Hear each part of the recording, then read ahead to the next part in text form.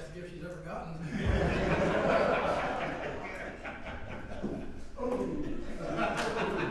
Keeps me from spending money today.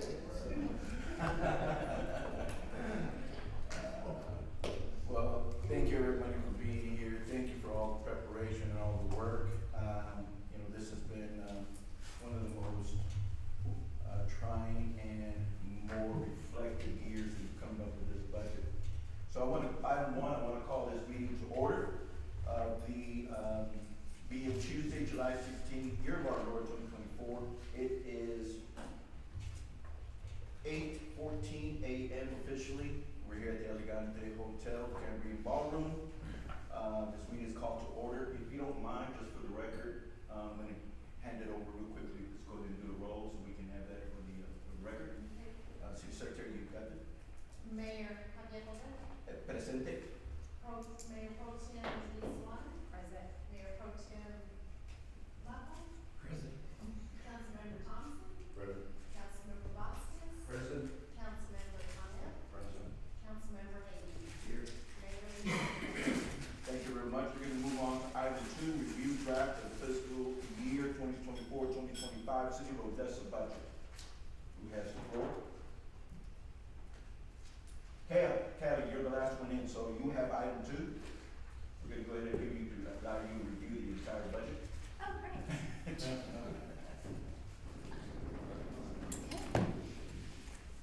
Well, thanks. Chief Manager, you have the floor. Sure. Let me go ahead and I'll preface some things while she's getting settled over there. It may be, we worked very hard on this. I really like to thank Kaylee, Monica, Zach, Christina, Gopi, who spent a lot of time on this. And I can't say enough good about the work that Monica, Zach, and Kaylee have done pulling this together. We will probably hit some concepts today that aren't normal within what we've seen in the past, but I believe they're very good, and Kaylee and Zach and Monica will speak to them to the extent that y'all need to. But I don't think it's going to take all that much explanation, because most of you all on the council and most of you all in here have spend time in private business, and some of these things are going to be a little more geared towards what you would see in, I laughingly call it the real world, but in private business. And they just make sense, and it's not novel that we're adopting these. Other cities have done this, and to pretty much of a success. So, thank you everyone for being here today. I really appreciate it. This was my first, a year ago, this was my first introduction to the city of Odessa's internal workings, and my head hurt real bad when I left at the end of that day. So we have to use some Tylenol today. That's probably a big thing, Tylenol there. But I also appreciate Kaylee and her group for educating all of us on how this goes together. It's they're professionals, and I have complete confidence in them. We also have our comptroller here. I always wonder if I'm saying comptroller or comptroller, but here, Matt McGee, and he's done also a lot of good work for us. So with all of that, I'll turn it over to the experts. Great. Okay. So I'm not going to call it an expert. I'm just kidding. I want to echo Mr. Beckmer's gratitude that he expressed for the budget team. I mean, truly, just there is a lot of knowledge here sitting at this table. I would consider them experts, so I'm very grateful that we all got to work together on this. Everyone's in here because we all love Odessa and we all want to do what's best for the city. So we're going to have a lot of discussion today, and I'm really looking forward to it. So we'll just go ahead and jump in. Welcome to the budget retreat for the fiscal year 2025 budget. So just a quick summary of what we'll go over today, and it won't all be based on the slideshow. We'll jump into the actual data in the books. So first we'll just talk about the methodology of crafting the budget, and then we'll review a budget timeline. And then we will talk about some key revenue sources, some material impacts, the overview of the funds, which is when we'll jump into the books, and then we will talk about the tax rate after we've reviewed all of the funds. We'll come back to the tax rate discussion. So this will be our second year utilizing the zero-based budgeting methodology. So our budget was developed with the city's priorities in mind, of course, and it was also developed with conservative methods in mind, right? We always want a budget on the conservative side, rather than not. That's no foreign concept to anyone here.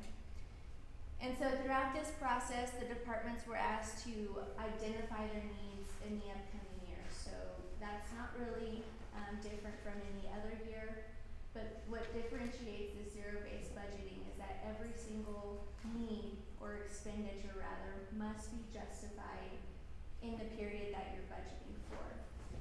And so they were asked to identify all of their needs and to justify them accordingly. We did a lot of work on the front end on making sure they had good justifications. Why do you need this? Why are you asking for this? What do you have right now that you can use in place of that? Things like that.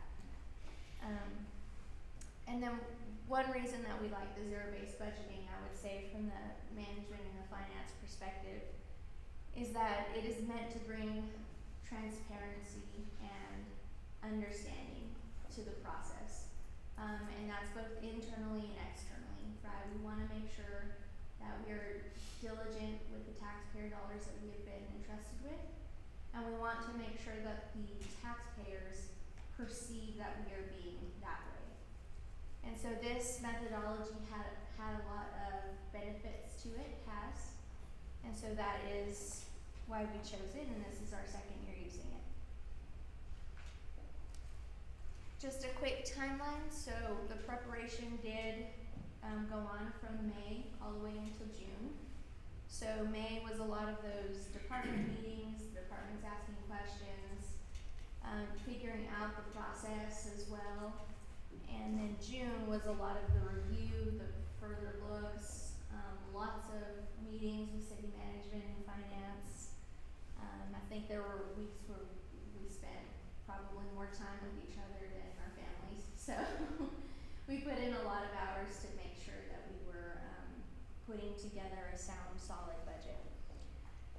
And so after we leave here today, the retreat, the finance department will make any revisions or incorporate any of the decisions further made today into the budget. And we will tentatively, and I believe this is our timeline, adopt the budget at the August 27th meeting. We have to file it no later than August 9th.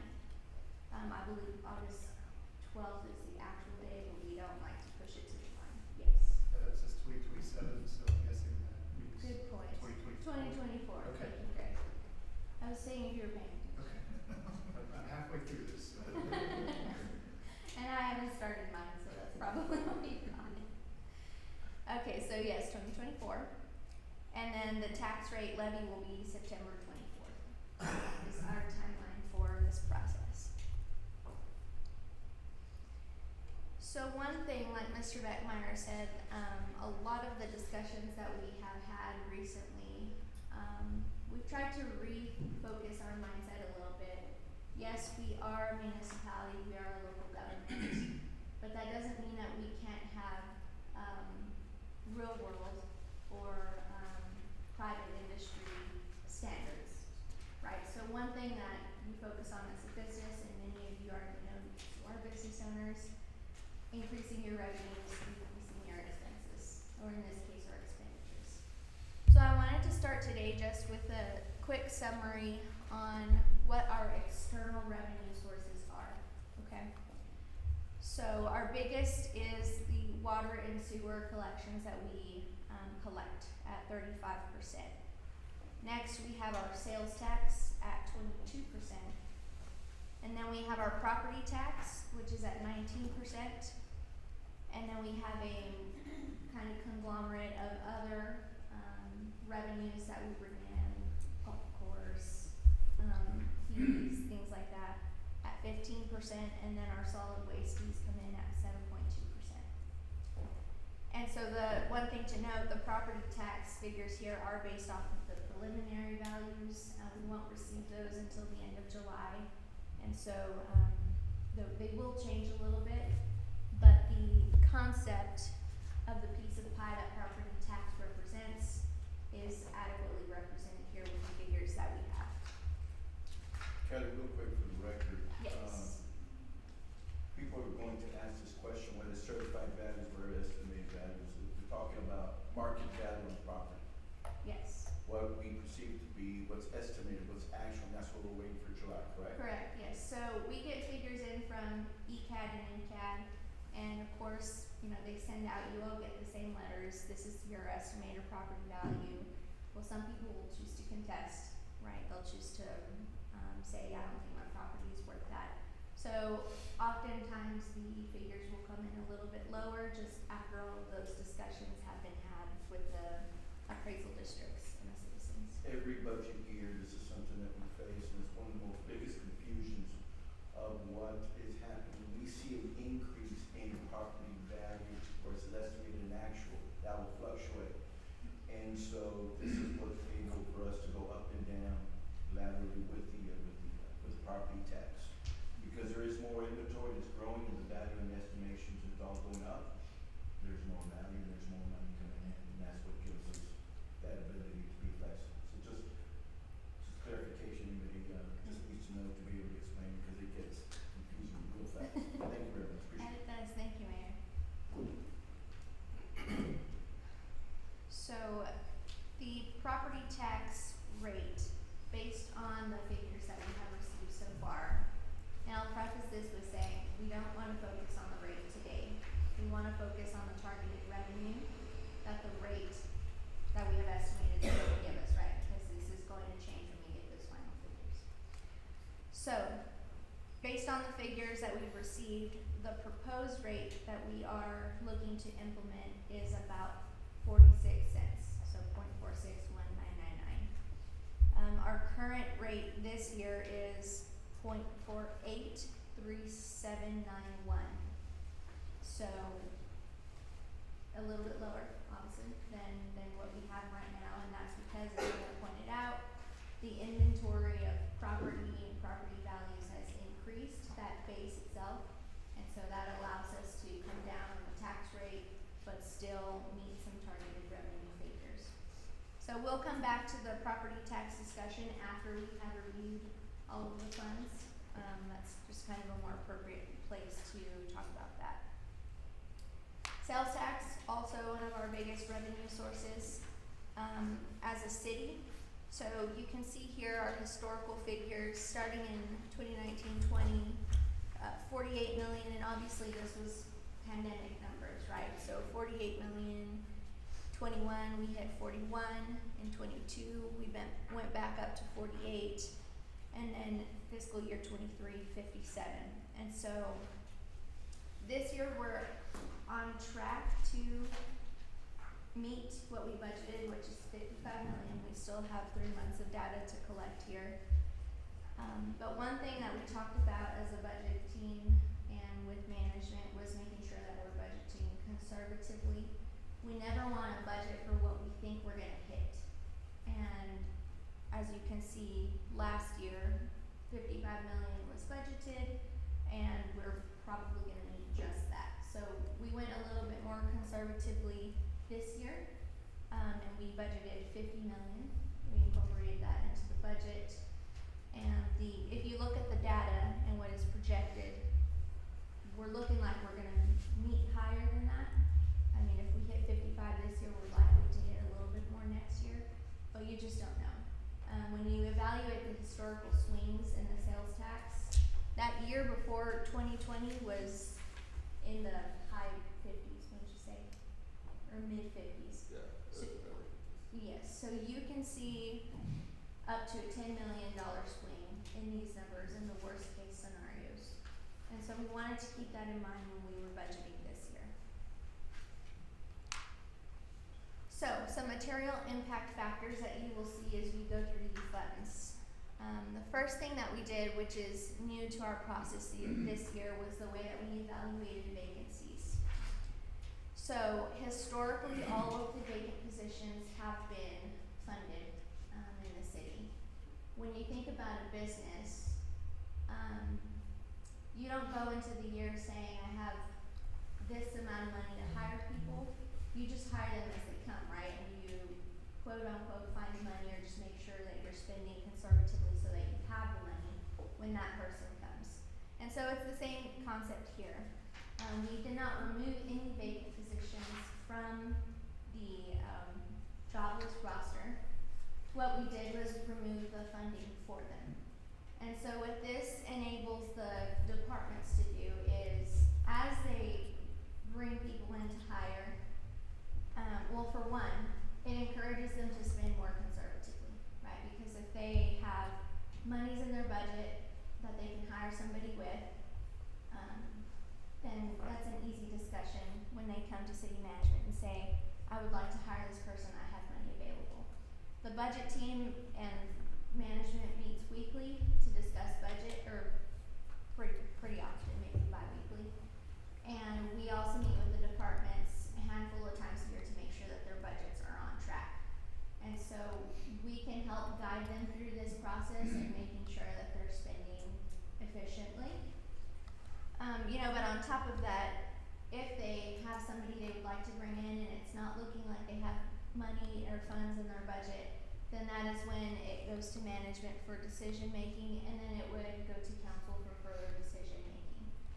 We want the departments to grow because we're a growing city, but we want them to do so cognizantly and efficiently.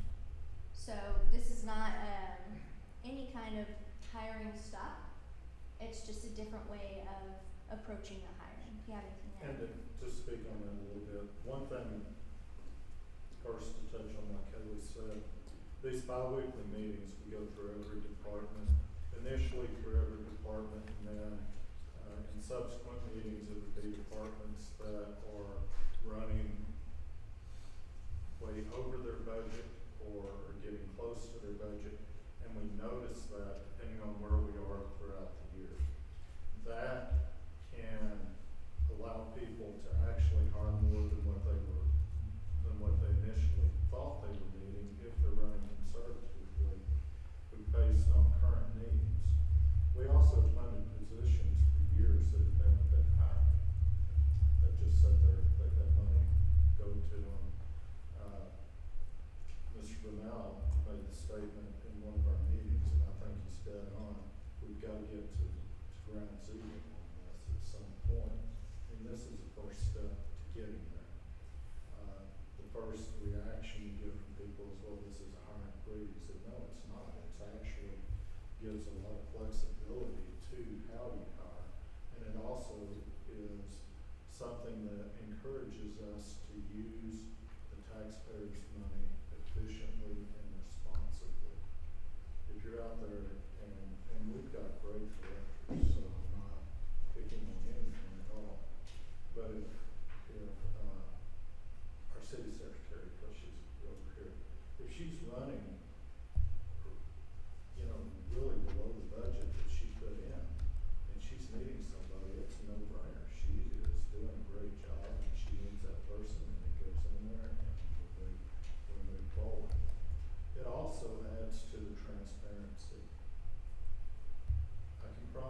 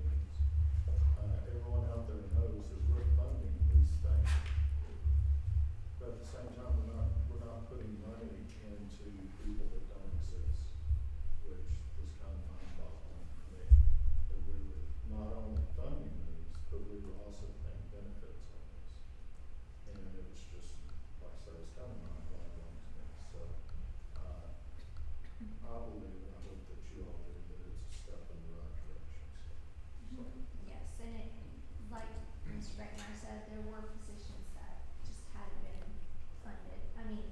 filled in a very long time. So we think about approving the increase. And the next thing that I will highlight is the information technology charges. So this year, one of the things that we wanted to do to become more efficient and aware of our expenditures was consolidate all of our software and software maintenance costs within our IT department, which just makes sense, right? Right now, as it is, some of the departments were paying for their own out of their budget, and what that creates is, Public Works' main job is to make sure we build roads, right? Their main job is not to make sure that the software contract or whatever survey platform they use is renewing at an adequate rate. So, when we put these things where they belong with the experts who have the knowledge to deal with them, we're gonna see some cost efficiencies.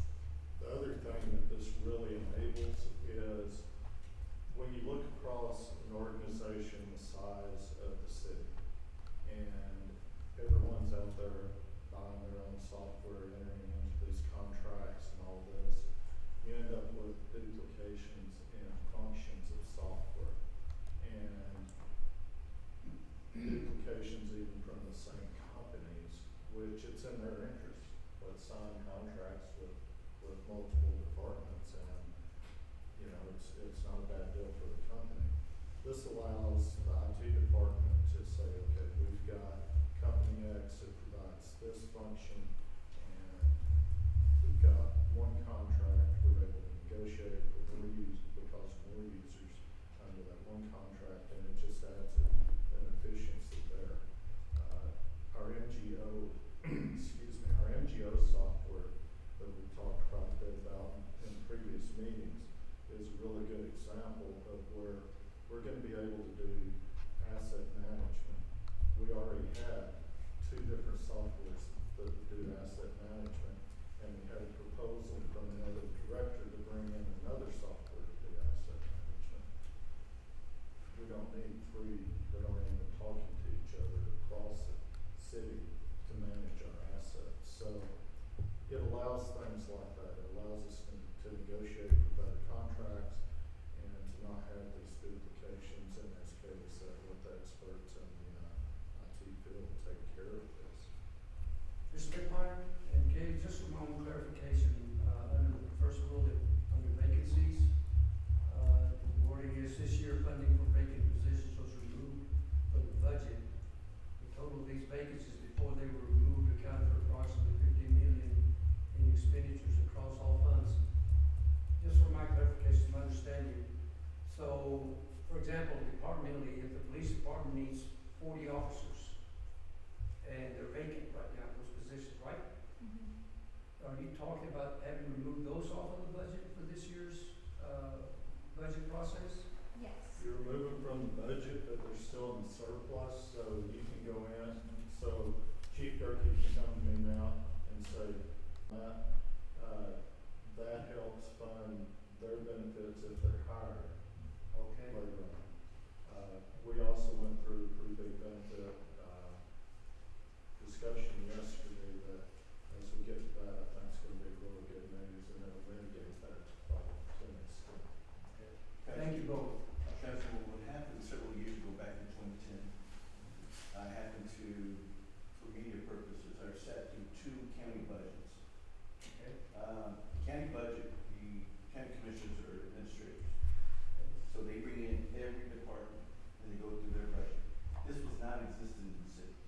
I've always used this example in many municipalities and many other county governments and other entities. You just copy and paste from last year's and add another 20%.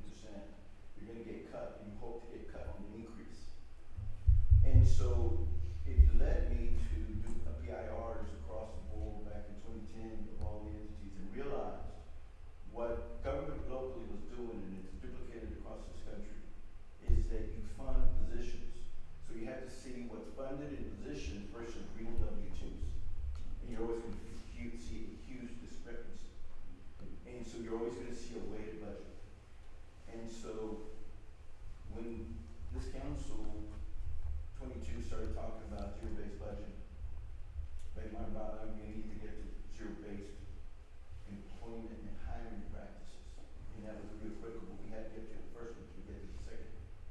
And everybody sees them as hiring freezes, you're not funding positions. Well, like in the real world, and it was explained, you know, you don't set money aside for position, you know you're gonna need to allow growth, to allow, and once you get there, you hire the person.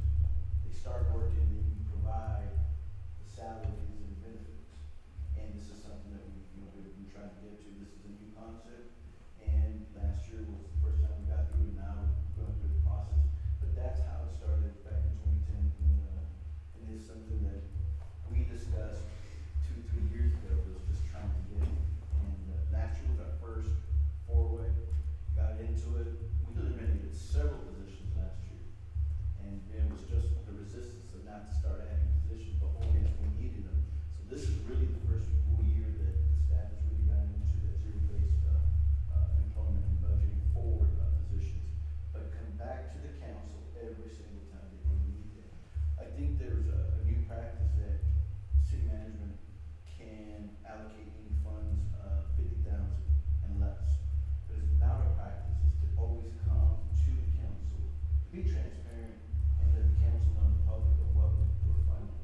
And even if it is, you know, below 50,000, so it's good practice. It's good practice for you guys. And Thank you for that question. I'll add to that, this is a new concept to us, but as we've been doing some research on this type of methodology, this is not a new concept to government.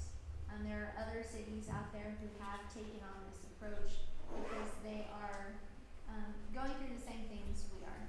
Increased operating costs, citizens asking for more transparency and asking for diligent uses of their taxpayer money, asking for roads, asking for new water infrastructure. So this is not unique to Odessa, and it's also not unique to our region. I believe the school district has also taken on this practice as they are trying to improve their efficiencies as well. So it is new to us, but we have done our research and vetted the methodology. Yeah, I'd like to add also, just not to belabor this back any longer, but this is kind of a success story of us doing this, was with our OPD. We were able to increase their salaries because of this process that we're now doing. Where for years, they had always budgeted, like we were saying, for the vacant positions. So let's say in reality, they had 200 positions open. They were never gonna fill those 200 positions. So, we cut back to, 100, we cut it back in half. With that money that we saved, we were able to give the OPD, we still were able to keep the open, positions and give them a raise also. So that's one of the good things about this program too. Yes, it does give you some flexibility to take care of the employees that you do have as well. And we've seen several other departments replicate that, what Councilman Mata has just described. Any other questions on? One other just, and it's not a major point to us, but as we've seen in some very important, but in some critical departments, sometimes you don't get someone hired either for 6 months to a year. You just black out. So there is that concept of if someone makes $50,000 and you don't a year and you don't hire them until for 6 months, you haven't tied up $50,000. You've allocated 25, and that's to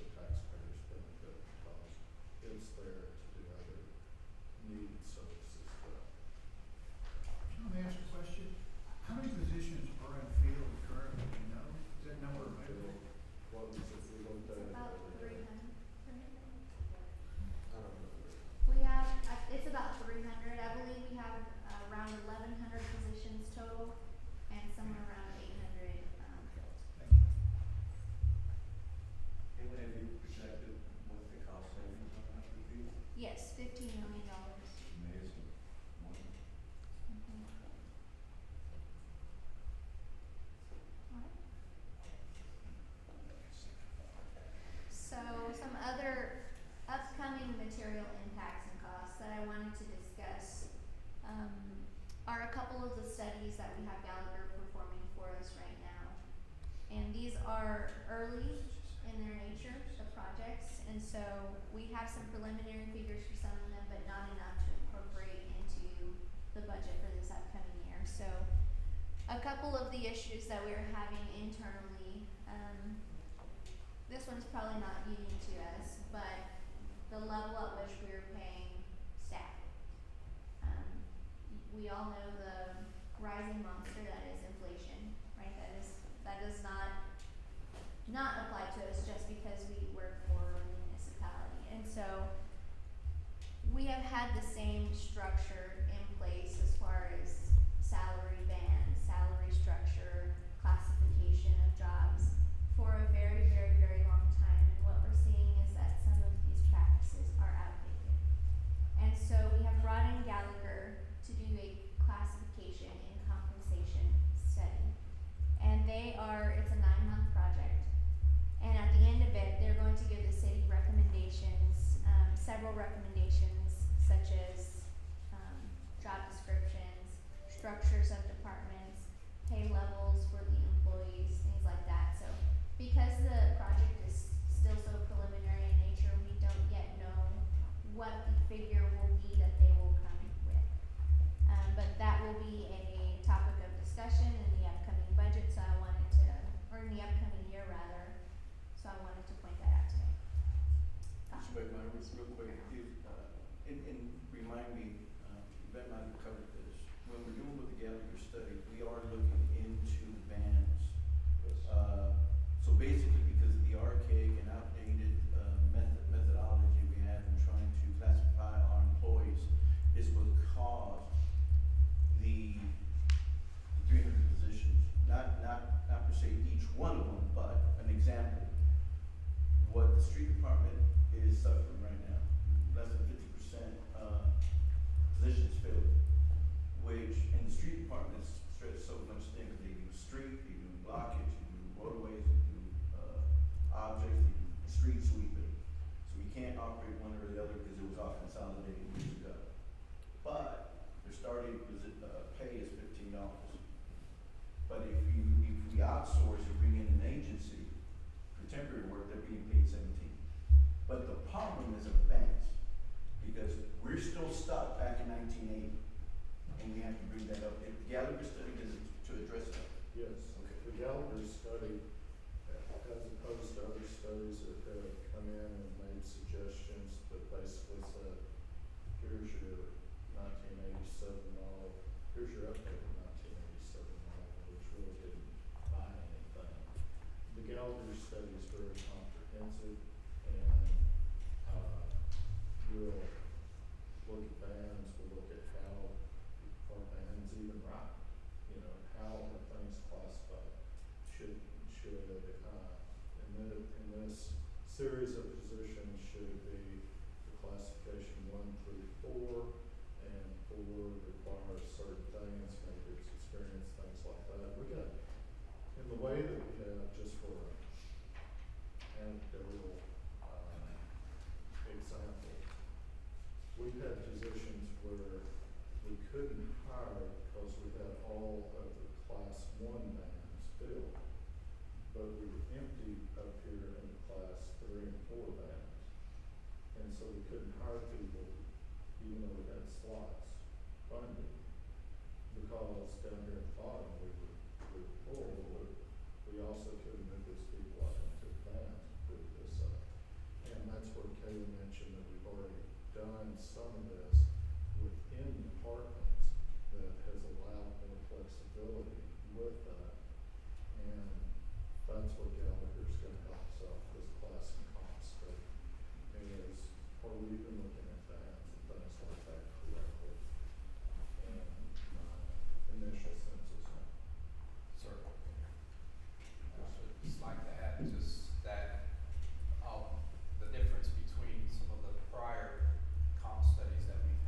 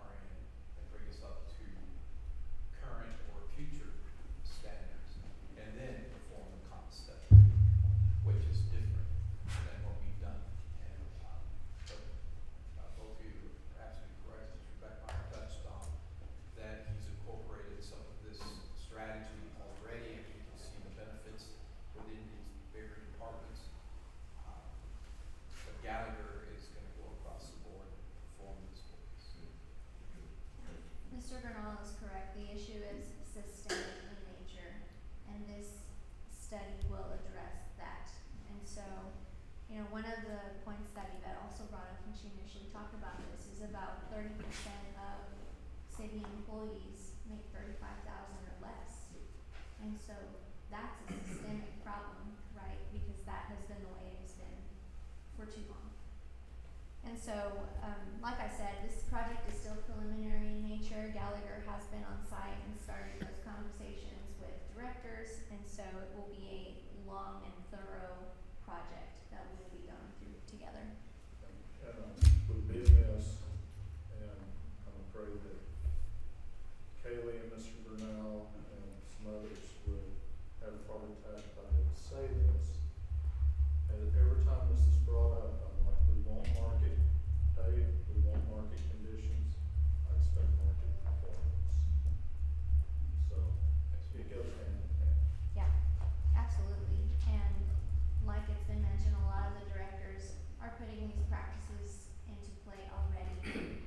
Matt and I have had a lot of conversations within the finance department about our previous AP supervisor role that we had. We had an AP supervisor role performing XYZ duties, and once she left, we had a long conversation on, can we adopt those duties into some of the other staff that we have, otherwise expect more performance out of them, but also pay them what they should, you know, a little bit closer to what they should be getting paid. And so we did that, and it's worked very well. And so that's just a very small example of a lot of the conversations being had. But I guess what I'm trying to say is we're really trying to be strategic about how we unfold these matters. So we have also contracted Gallagher to conduct a benefits transformation, and Councilman Thompson has been part of a lot of these conversations. Also archaic, maybe, and systemic issue is the benefits plan that we have. When it was put into place, it probably did work for us, but now that the city has grown so much, the way that we handle our insurance internally and in-house just doesn't fit anymore. It's not a good practice. And so Gallagher is performing an analysis on our benefit structure, looking at, you know, putting something more standard in place, like Blue Cross Blue Shield, United Healthcare. You know, I don't know what it'll be on the other end, but something that benefits the city employees a little bit more. They did give us some preliminary figures just based on some data they've collected. Nothing official or formal yet, but the preliminary numbers they collected show to be lower than what we have budgeted for our current methodology. So that gives us some hope that we can generate some additional savings when we come to the other end of that extent as well. Okay. So now we'll dive into the meat and potatoes. And I don't know when we have breaks scheduled, so I'll just. Whenever council's ready for a break, I'll just be back. Let's go, just take a break. All right. Okay, great. So if y'all would turn in your books to page 8 for me. 8. We'll come back to the first 7 pages. Oh, we are taking a break. Never mind. 5 minutes. I just want to personally introduce our team here. I should have probably done that before we started, but now is as good a time as any. So over here we have Matt McGee. He's our controller for the city. He's responsible for all of our accounting functions as well as our audit, and he's been doing a fantastic job. So if you ever have any accounting questions, he can answer all of them. Or we can definitely look into them. Over here to my right, we have Monica Munoz, who's our budget manager, and she's been in this role for a year. And so she is also a very hard worker, very diligent in all that she's learned. So we're really proud and happy to have her as our budget manager. And then over to her right is Zachary Besserell. He is our consultant that we have hired to train Monica in some of our budget dealings, and he also was our previous budget manager, so he has a lot of familiarity with the city, and so we're very fortunate to have him teaching us some of these ropes. Who does payroll? Who does payroll? that would be Octo. We call him Octo because his full. I want to make sure I haven't seen this house, so that's it. That would be Octo Webtham. He is not here, but we have a great finance team. Like many of y'all already know and have met them, but it's just a well-rounded team. We all work so well together, and we are all of the same mentality that we've got to pick up our bootstraps and head forward. So it's been really a blessing to work with these people. So if you ever have any questions, we're on the second floor of City Hall. And It's been a blessing to have all of you guys. we appreciate that. Good to see a financial department. Yes. We appreciate that. Okay, so page 8 in your books. We're going to start with general fund, which of course, this fund has the primary bulk of our operating expenditures, our operating functions, and so we always like to start here just to get a good picture of the city as a whole. So what you'll see in front of you, the second column from the right will be the proposed budget column. And that will be what we'll be focusing on, but of course we have the previously adopted budget to the left of that. To the left of the adopted budget is the estimated actual figure and what we're anticipating to spend this year. So, bless you. After evaluating all of our revenue sources, we have come to a total current revenue figure, current as in proposed, of $122,826,135. And that incorporates all of the revenues that you saw earlier in the pie chart, as well as some interest income and then some intergovernmental revenues, which is basically the term that we use to describe the monies that are paid to the general fund for some of the other funds for operational purposes. So our expenditures, and we'll flip to the next page here in a minute to dive into some of these changes, but the total expenditures for this proposed budget is $121,616,001. So we have a slight overage, which is really good. That's what we were trying to get to, a place where we were bringing in more than we were expending. So if you'll look to the next page, we're gonna, Can I tell the question, I'm sorry, yes, on that page, why is there such a drop in interest income, money's been sitting in the bank account? It was $1,200,000, $1,300,000 last year, I mean, 2022, 23. You know, the only budget's $400,000 last year, $600,000 this year. yes, that's just a conservative figure. A third, Are you talking about on the estimate or on I'm talking about the proposed budget. the proposed budget? Yes, it is generally more conservative just because we don't know what those numbers are gonna end at. We try to wait a few years of those high numbers before we, increase it a couple $100,000 of expected interest. Cause that's basically based off of how much money you have in the bank that's earning interest. So we kind of approach that conservatively. You know, I get that, interest rates are up from 2 or 3% to 5.5. Yes, And so, I mean, and we're, it just, not that it's a big deal, but it just makes me wonder where the money's sitting, that's what I'm worried about. So, Well- if it's not at work, then shame on us, because we've got a good fund balance, so I would expect that to be higher. and the actuals will be much higher, and we probably could budget it a little bit higher and still be conservative, but we just don't know where the interest rates are going to take us. They're anticipated to start dropping later this year, but we just don't know what's gonna happen with interest rates. So the thing is, if we budget for, let's just say, $1 million in interest rates, but then we don't get that revenue, then that puts us in a bind. So it's better to have more revenue than we anticipated than not. I don't disagree with having a conservative budget, but a budget also needs to be realistic, based on current data, that's my own view. You can have any kind of budget, I know the budget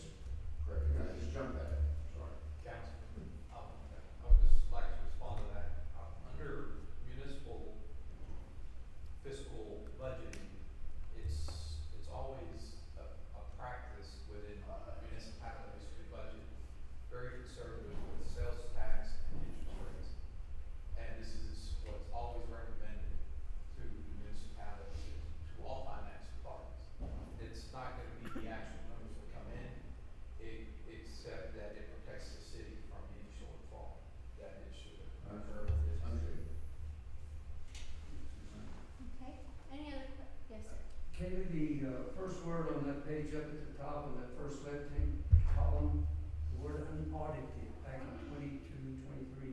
Can you explain what that meant? Yes, so these numbers here in the left-hand column are actual figures pulled from our accounting platform, from our database. Okay.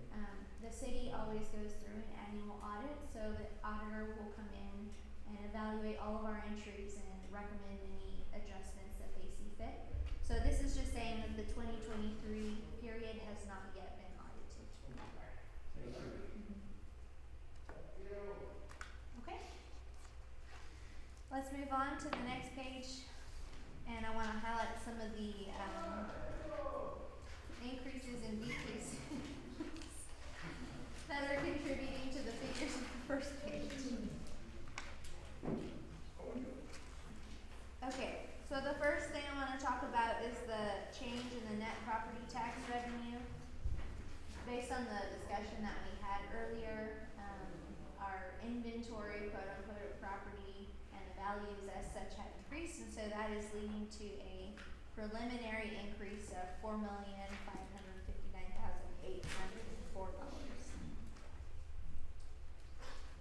And then a little bit further below that, you'll see the next big figure as a negative, that 4.9 million, and that is representing the drop in sales tax that we budgeted to be more conservative.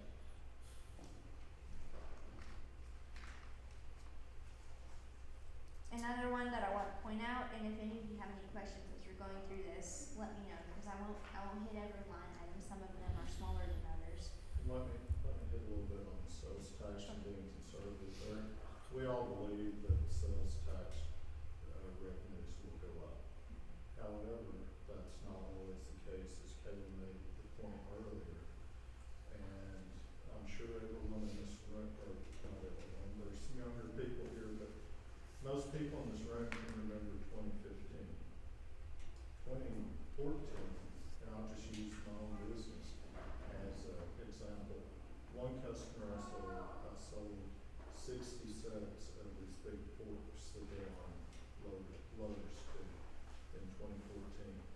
I sold 0 in 2015. We had the fifth highest salesman for one heavy equipment here in the nation in 2014, and he didn't rank in 2015. We were fortunate this year, I believe, that what I would consider inflated estimate that we used last year seems like it's going to be okay.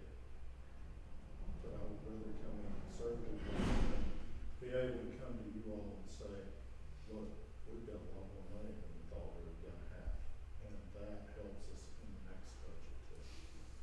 So. Yes, exactly.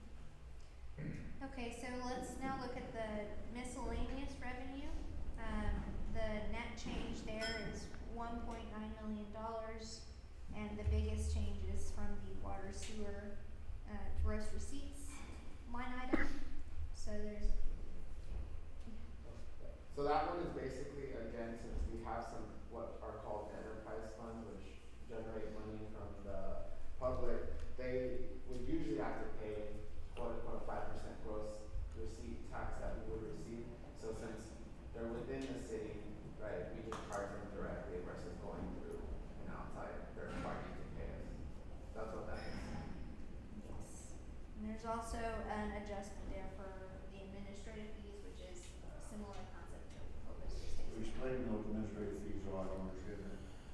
So that one is basically, it's kind of like an internal service fund in the fact that, you know, we have the water sewer fund, we have the solid waste fund, we have the risk management fund that all use general fund people, right? So city management, finance, purchasing, all those ones that touch every fund.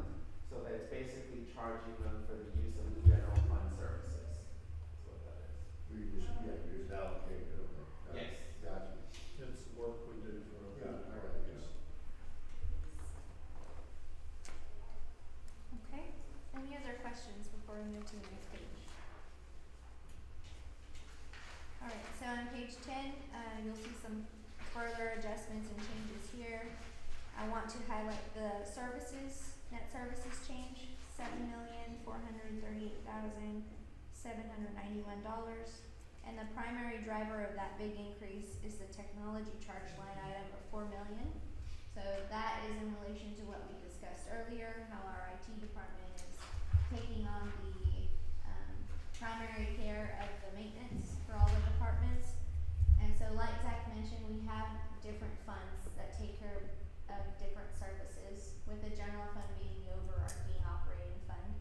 And so information technology has its own fund, and they're responsible for now maintenance of software, computers, any things like that. And so if I need a new computer, I'm gonna go ask IT and they're gonna order one for me.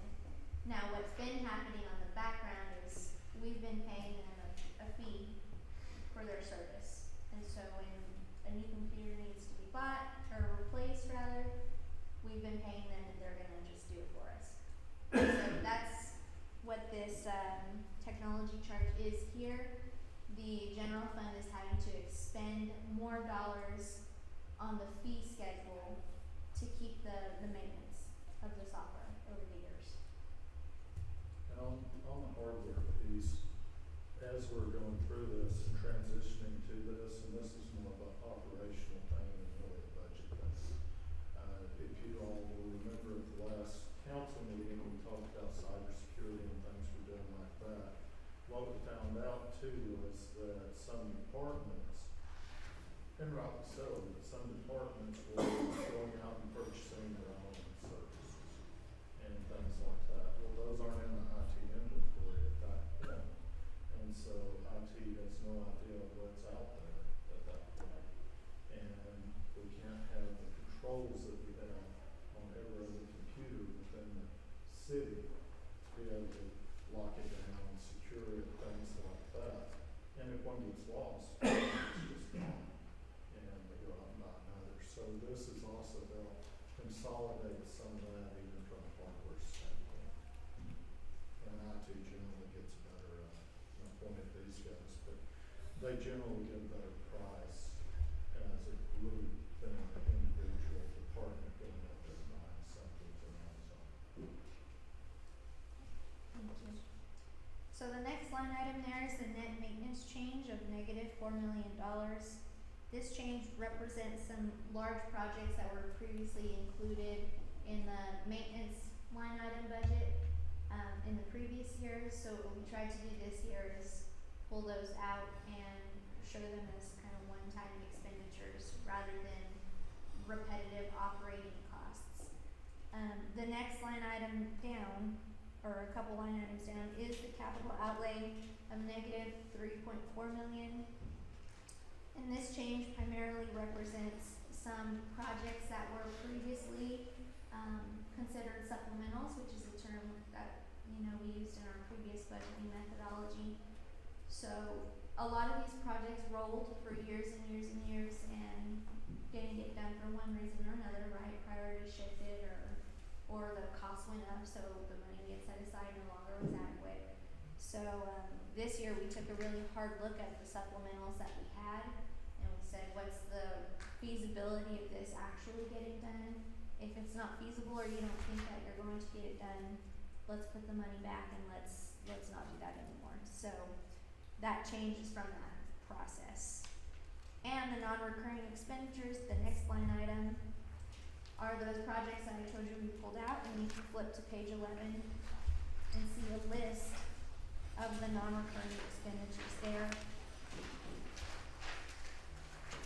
I would like to point out that the last line item, the $1 million of remaining rollover funds, should be netted out rather than adding. And those funds were from the supplementals that we decided we weren't going to do this year. Mr. Beckmeyer had a pool of funds available for some different projects, and even after all the ones that we've allotted this year, there's still about $1 million left that we would like to use for some of these upcoming one-time expenditures that may be smaller in nature, and we can take care of with that $1 million. So what we were able to do with these funds that were recovered, I didn't use the word bought back this time, but recovered or take projects that were one-time expenses that had come up and to fund those without going into anyone's budget or going any deeper into general funds. Well, they weren't general funds, but they were there because we did from there.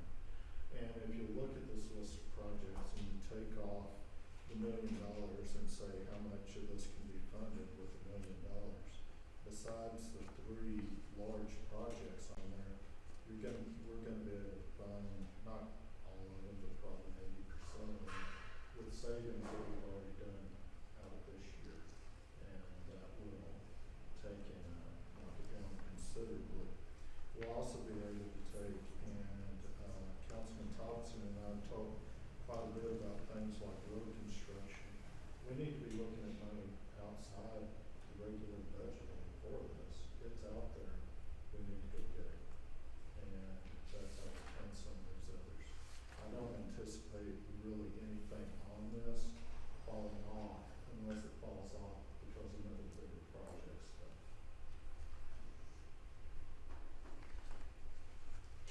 So, John, would you explain to me what, I got an assumption, but it says, street vehicles, I guess those are the non-police fire, just pickups and so forth and so on. Those are, F-650s, correct me if I'm wrong, Zach, but those are, F-650s needed for, is it trash? It's 2 vehicles, basically the vehicles they have now require CDLs. This is a smaller version of those vehicles that don't require CDLs. Sometimes. Street sweepers. No, they're patch trucks, There's trash trucks. patch trucks, so to Patch- help. oh, you the patch- patch trucks. Yes. Okay. But not CDL. Why wouldn't that be in equipment services, and why would it be yours instead of ours? Equipment This is, services got 13.5 in it for. so equipment services budgets for replacement vehicles, these are, new vehicles to add to the fleet. So, yeah, so you buy your own first one and then it gets replaced. You budget for that first one, the new one, then it gets replaced by equipment service. Equipment services is another one of those funds that has a rental schedule or a fee schedule. And so the departments pay into equipment services, who monitors the replacement schedule of the assets. And so when it's time to replace them, that's when it'll appear in equipment Gotcha. services. Thank you. You're welcome. Okay, any other questions there? Right. And the next page is the, by department, the overview of the departments, just the adopted budget versus the proposed budget. But all of those figures have already been captured on the contract page, so. This is when we get raised. More than There's $2. an actually saying that the piece is like $87,000 instead of $20 every month. I don't know how my budget gets only $63,000. That's because every dollar counts. So,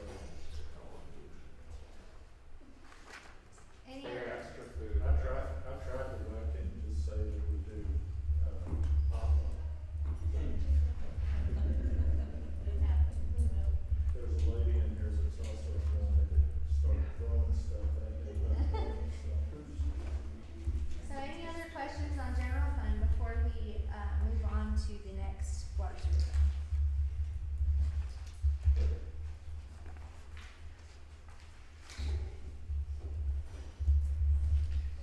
Alright. So page 13, you will see the water and sewer fund summary of revenues and expenditures. So what we have, incorporated this year for total revenues is $79,999,152. The primary, portion of that is of course the water revenue. We did incorporate a 3% increase this year. We'll see it here in a little bit, but the increase last year was 6%, as was the year before. And the reason that we started raising rates, in the water sewer fund was for a couple of reasons. But one was so that we could get the fund balance of this specific fund up to a healthy place. And so this year we were able to do that with a lower increase just based on the revenues that we have collected over the years. Let me ask a question, because this is something, since we've been on council, we've asked, and we never got a response. Why did it get to a place where you saw necessarily, since 2011, after 2011, 2012, we started seeing the increases? Last year, prior years, we're seeing 6, and we're asking why? How did it get to a point that it was necessary to get it to a healthy property? What occurred? Do we know now? Well, I'll say another driver of the increase, and we can jump in, Zach, was the debt that we took on in 2021. Part of the increase was to adjust the debt service payments for that as well. They were already increasing prior to 2021.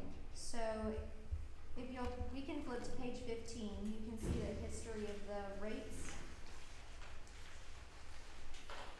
So you'll see that up until 2020, 2021, there had not been any increases except for the one big one in 2015-16. 15 to 8%.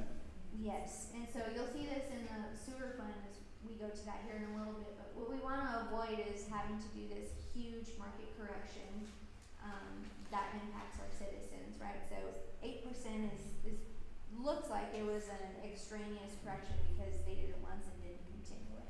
And it was probably because they were in a bind for some reason or another. Did we ever find out what that line was? No, a lot of it really just has to do with increasing operational costs. Same thing as like any business, they start to get an increase in cost. To avoid doing rate changes, you kind of manage it for a while, but then there comes a breaking point, right? Once your revenues just aren't matching what your expenditures are. So every couple of years, if you look back to history, and it's kind of random, but they would have to do a correction. This only goes back to 2014, 15, but you know, every 4 or 5 years you have to do a correction just to keep up with operating costs on itself. So 5 years ago, we went to this, hey, let's just do a little bit at a time to keep up, so we don't have to make these big adjustments from one year to the next, which will hurt taxpayers more than just incremental. Then on top of that, for the 6%, that 6% was to offset the water sewer. So we had to increase it for a while there to keep up with the new debt that was issued. So in 21, I asked that one question, when we saw that first proposal, 2.5. And then you went back and what happened in 15, 16. Prior to that, we went into a ration where we were at odds with, the city was at odds with the CRWD because of the dropping of all of the lakes. So knowing the former director that retired lives right across the street from me, he had a mental breakdown because he told me it was seen deficits of $7 to $8 million in 2 years running. I asked that question, that was the direct of what happened in 15 and 16 to the 8%.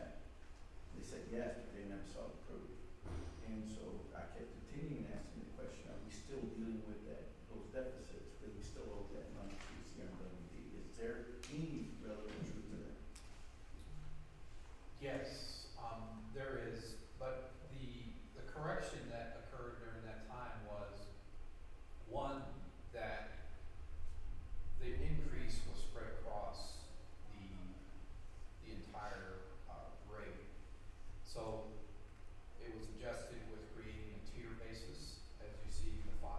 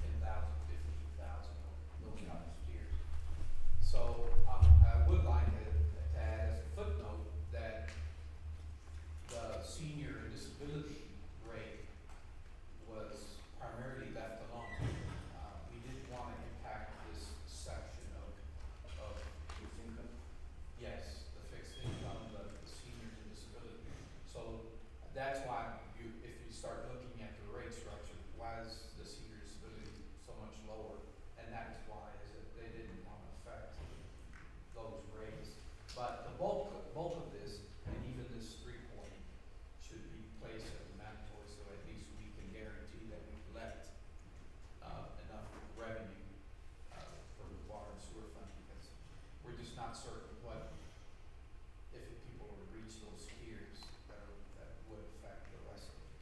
Well, what we're seeing in increases is, transportation fees, from CRWD, treatment, operating cost, electricity, things of that nature in the system that exists right now. And then also the debt service for the, which really turns out to be about $100 million for the, water treatment plant. Yes, sir. Yes, sir. Okay, but I'll just remind everybody, for those of you who don't remember, COs for the water treatment plant, they were tiered such that we paid interest only until 26, which where some old obligations come off, I think it was 26, and then we go to pay the principal on the 21. So all we've been paying so far is the interest rate on the 21 issue. See what I'm saying? So it's 26 we're going to have to pay. Oh, we have a bunch of debt falling off. And I don't know exactly how much that is. I looked at it and I forgot. It was quite a bit. So those principal payments will start in 2028. 28 or 28? Yes, so we have a couple more years of interest on the Series 21. And how much debt comes off? I mean, I know how much debt comes off. I mean, We'll hit those pages in a little bit, Okay, when we sorry. hit the debt service. No, that's okay, that's a good point to bring up. I do want to ask one other question, I apologize. When you have the fund sources, I don't see the impact fees, are we not tracking those? So those are with our Public Works Department, and that is in general fund, impact fees. Yes, and we're kind of waiting to collect some, and then those will go to y'all separately, kind of like a capital projects fund. Right, yeah, I know that, but I'm just saying, it's water and sewer, so that's why Yeah. I would have thought it would have been in this number.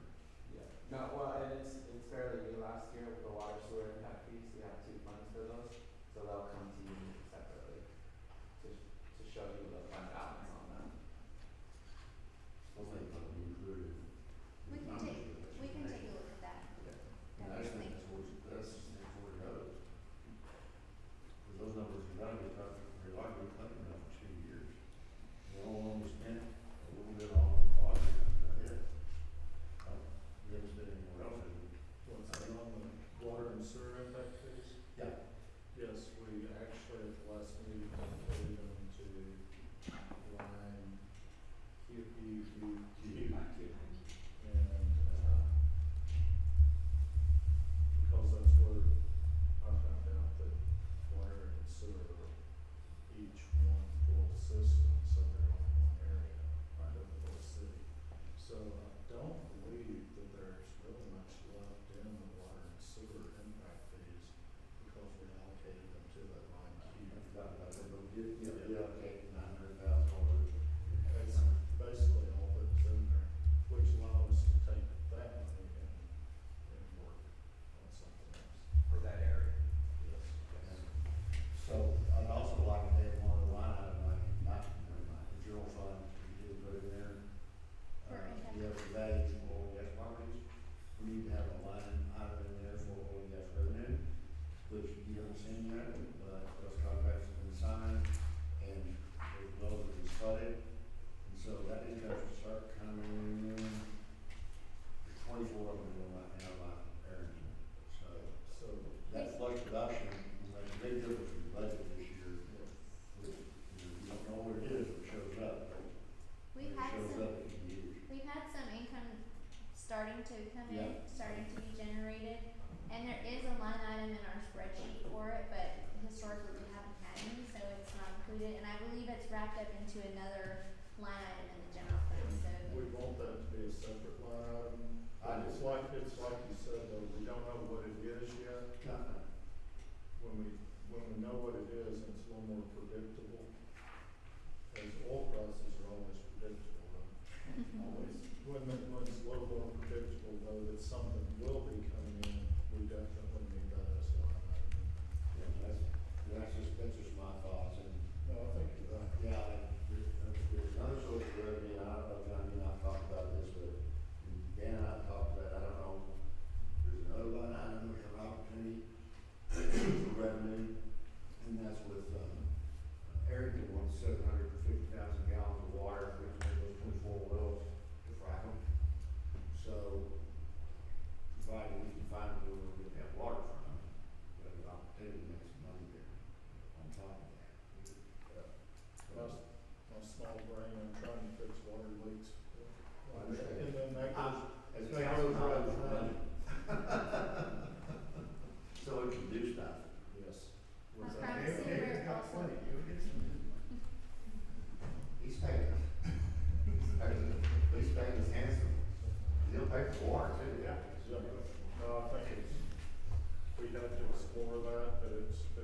but you keyed in on the right thing, where we can supply the water. Right. You know, we've got another project we'd like to supply water to also, Right. and we've got to get it done too.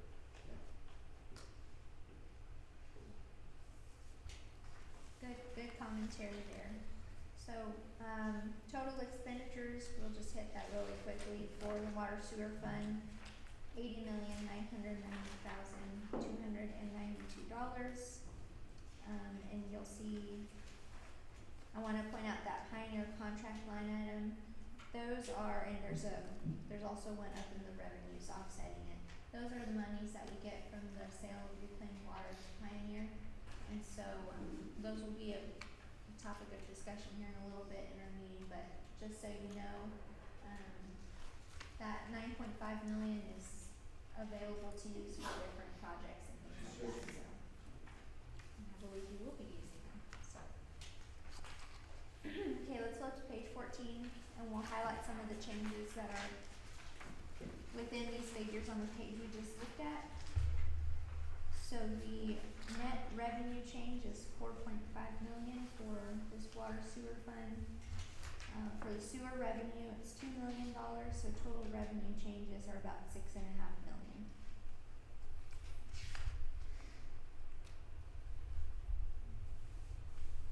So further down, we'll see some decrease in maintenance changes, and that's the same explanation where we have pulled some of these projects out to focus more on what's operating and what's not. So do you have anything you wanna add on this page? No, I think, a lot of this stayed about the same in the water sewer fund, so it's just small changes just for increased costs as well as putting things where they should be, so. Yes. Okay. And that next page is what we've just looked at with the historical water and sewer rates, the increases. And again, we're looking at a 3% increase for this upcoming year. Any questions on that before we move to the next fund? Jerry, the 3% is both water and sewer or combination? So Or this- is it 3 and 3?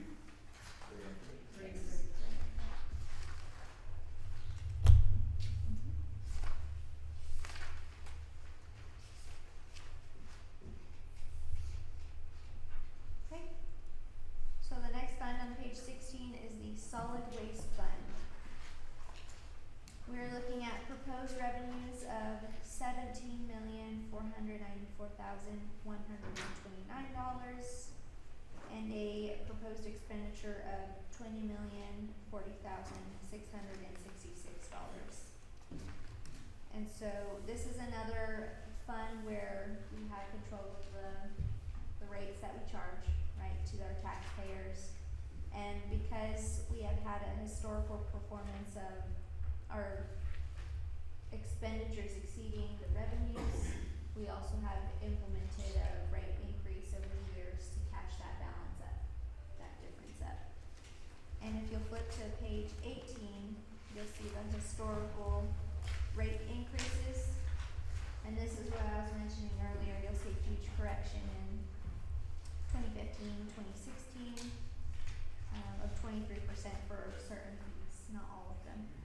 Why 23%? We never saw this before. Why 23% on 15 and 16? You have an idea? Yes, the fallout was within the commercial portion of it. That's where the drop off was, so in order to be able to recover, we were way under, compared to the rest of the commercial, we were way under the rest of the commercial rates, so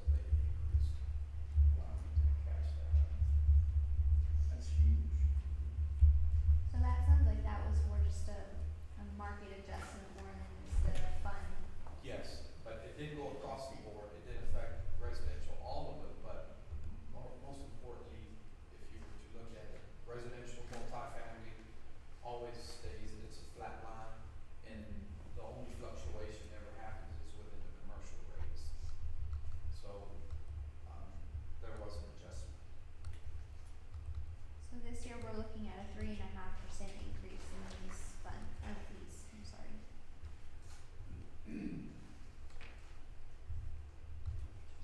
Okay, let's flip to page 17 so we can highlight some of the changes within the fund. So the net solid waste revenue changes, $570,586.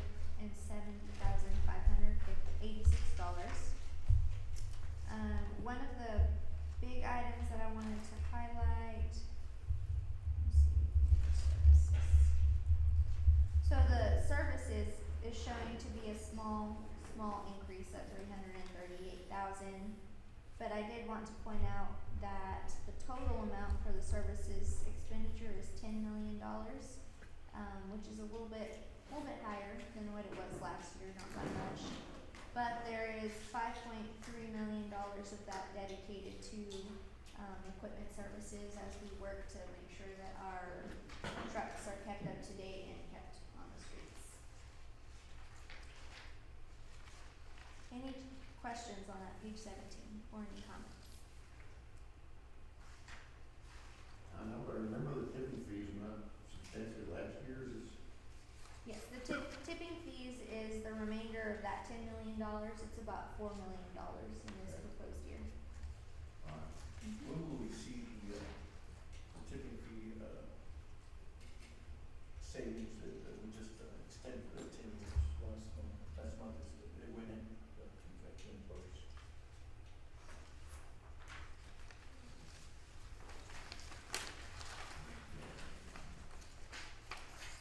Any more questions on the solid waste fund?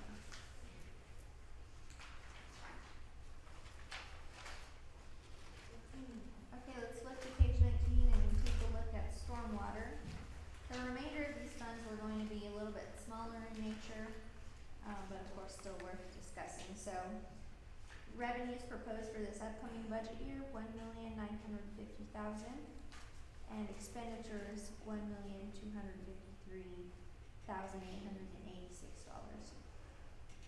So there's a healthy difference there between the two.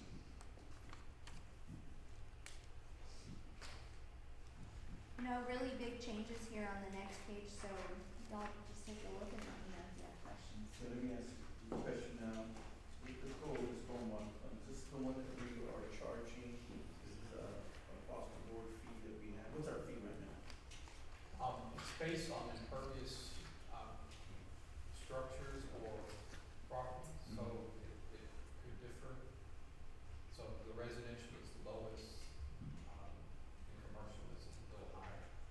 So it really depends on the size of the building and, even parking lots, things of that nature. Okay. Okay, so, with the changes that we wind up making in the department, that a lot of that money was being moved around. Where are we at as far as, that account? So Cause it was depleted, it was being Yes. utilized for other things other than what we're supposed to be using it for. yes, sir. There were being expended into other places, and Be it debated like social security. yes, sir. But that was stopped, Yeah. and the fund balance, as you can see, is So strong. this is actual, Yes. since those administrative changes. Yes, sir. Okay. So the That's fund about balance is substantially around, Sorry? 6 million. Yes, that's the anticipated proposed fund balance. Yeah, Yes.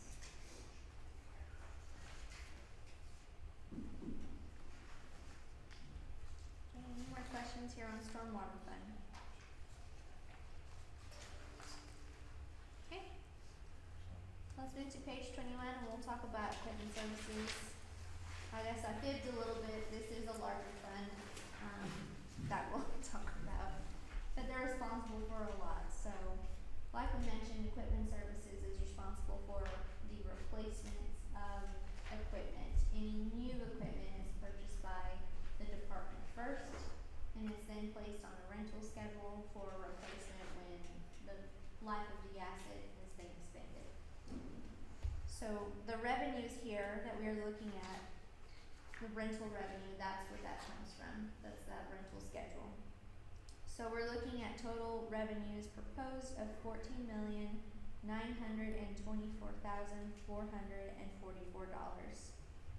Down below, we're looking at total expenditures of $10,468,082.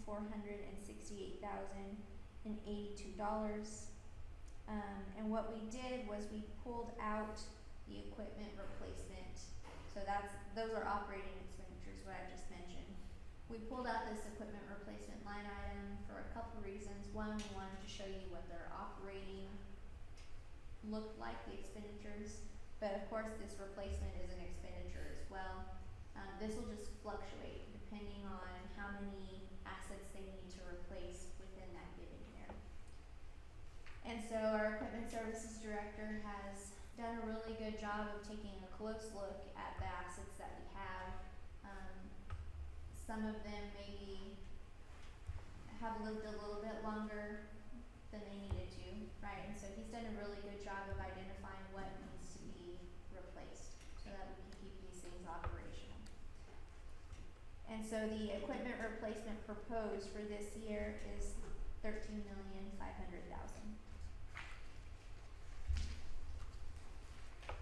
So the total expenditure is about $23 million.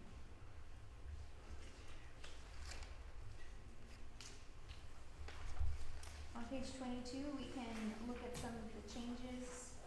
We've already discussed the rental revenue, and we're seeing an increase there of about $826,000. One item that is noteworthy is under supplies, and that is fuel. So we're seeing an increase in that specific charge of $800,000.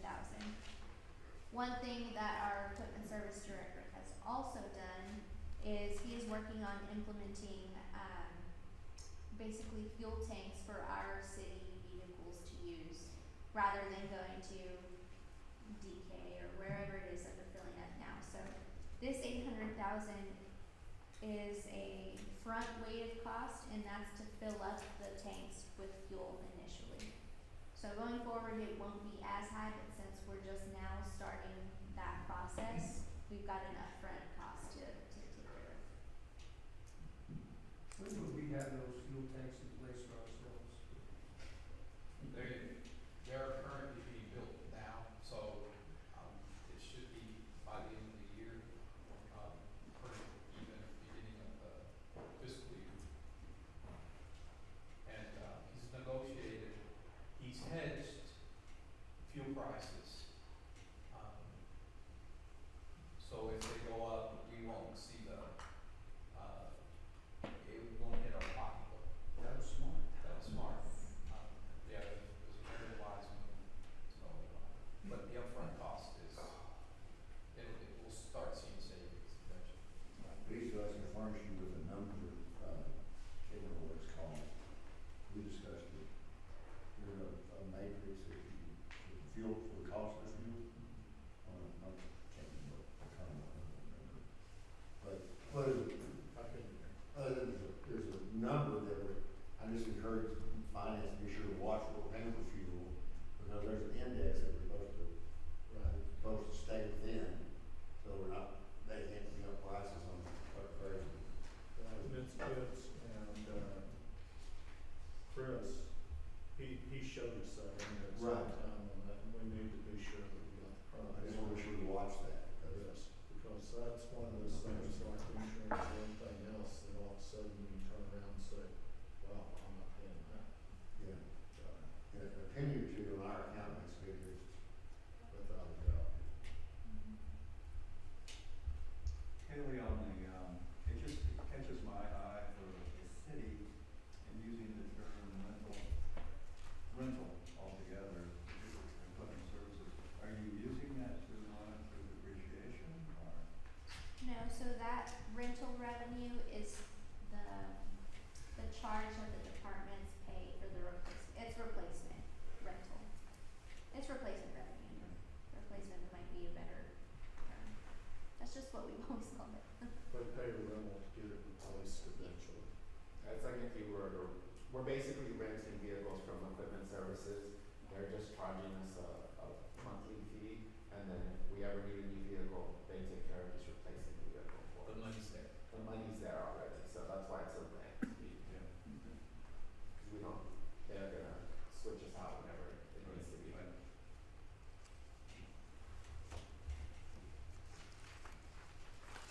page 23, you will see a breakdown of what our equipment services team has identified that they would like to expend the $13.5 million on. Just take a look at that. Any questions on that?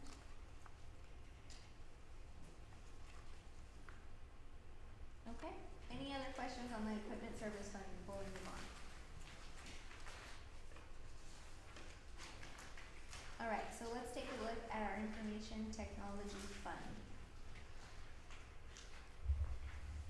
The primary revenue source for the IT department is similar to the equipment services, where the departments will pay them for the assets and the software and things that they maintain for us.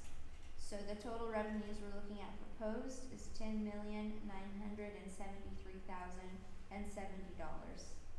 The total expenditures we're looking at is $9,773,895.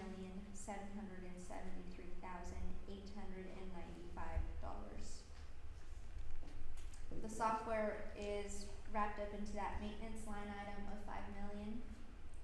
So that's why you're seeing a pretty big increase over the last year. So speaking of the increases, we'll flip to the next page and just take a look at all of them as a whole. We're seeing an increase in technology charges of $4,690,283 from the increased charge they will be charging the departments. And that net maintenance of $2.4 million is what I just discussed, the change from last year now that they will be handling all of the expenditures for the software. And Mr. Beckmeyer has, one of the changes that Mr. Beckmeyer had is that this is an overall increase to the budget, except that we took from other departments and said, okay, we're gonna move it under the right inventory, so they can inventory and we can monitor it. So it's not a true increase to the budget, it's just a shifting of duties and expenditures to this. All under, yes, so it's, while we say increase, it's not a true increase to the overall budget, but it is to the information technology. That's correct, Mr. Beckmeyer. You're giving it here, but you're taking it away. So you get short term and long term is you won't have departments going out there buying their own software. And multiple departments that we've seen in the past, now they'll all be correlated to this department. It's kind of what some of the other changes that we're making across, whether it's communication and things of that nature. That's, Fuel needs it. we don't need to have any software, both software and hardware within the organization purchased without IT's involvement. There could be a one-off where the department needs to purchase something, IT needs to be involved in that, because they're ultimately responsible for the security and the operation of our resources.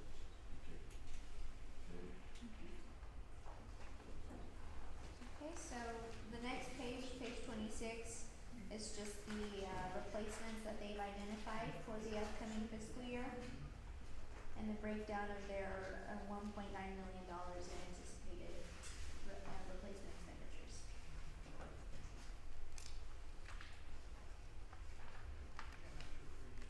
Okay, any more questions on IT before we move to risk management?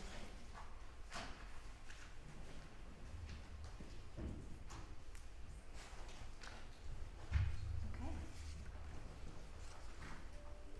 So on page 27, you will see our risk management fund.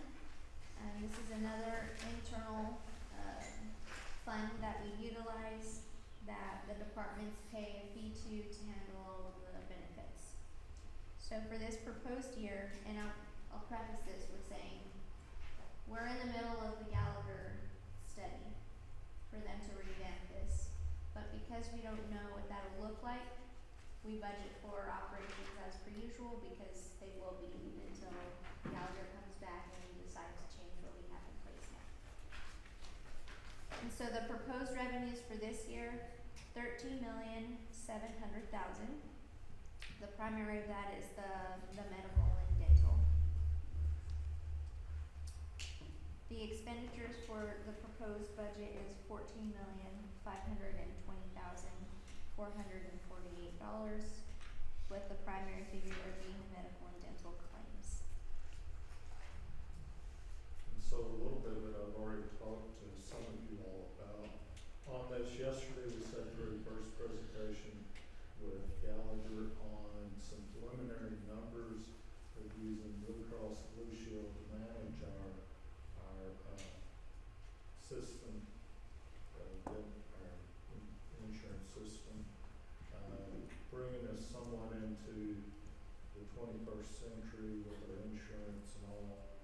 And it appears that with, on the preliminary numbers, the costs are slightly under this $10,750,000, and I expect them to go further below that. That's all good, and that's a big benefit. But the real benefit is for our team members when they walk into the doctor and they slide a Blue Cross Blue Shield card and they get service. Another anecdotal just story.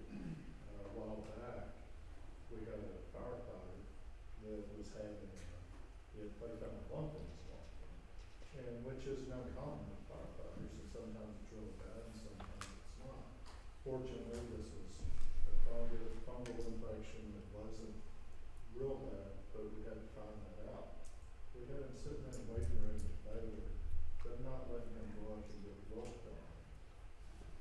Get the test he needed to determine whether this was life-threatening cancer or not, because they didn't know if we were insured or not.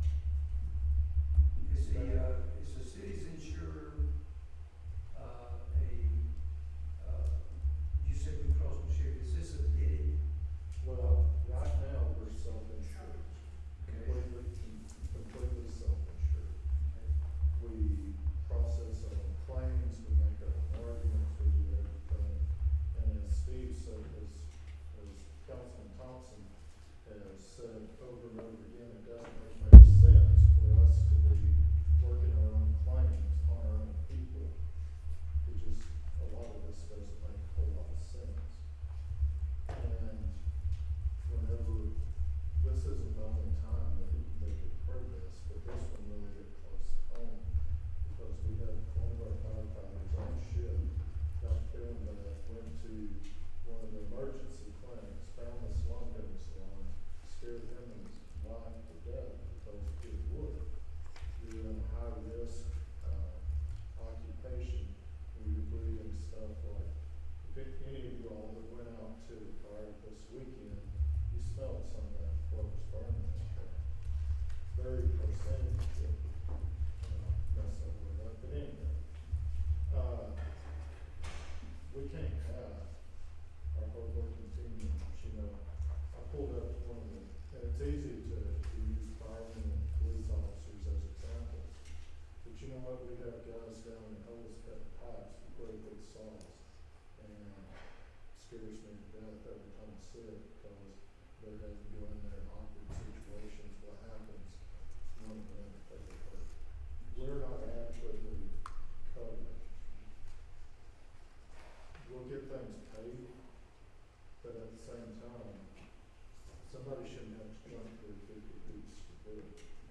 What Gallagher has done is they didn't just look at Blue Cross, they looked at several different companies. One, Blue Cross owns this area, basically, and two, they came in so far, and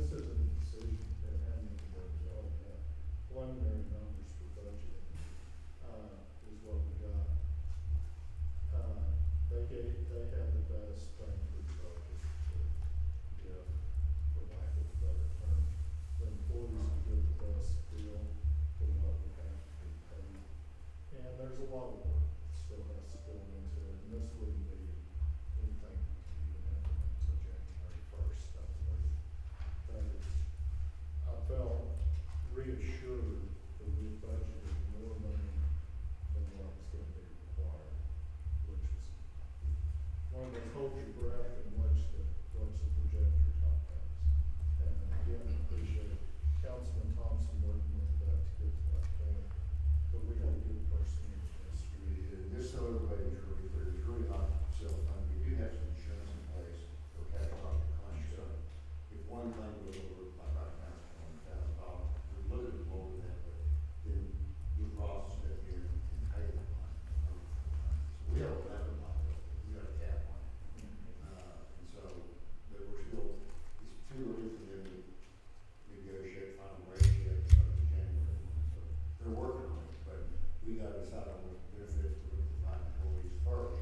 And they're working on that as well, because plans that we've got right now are, what we went over yesterday, I thought was insane, but I didn't realize some of the problems in that stuff that I hadn't seen before. But anyway, long story short, we gotta get competitive with the oil patch, we're not. We're on plans with employees and side pay, this is a big deal.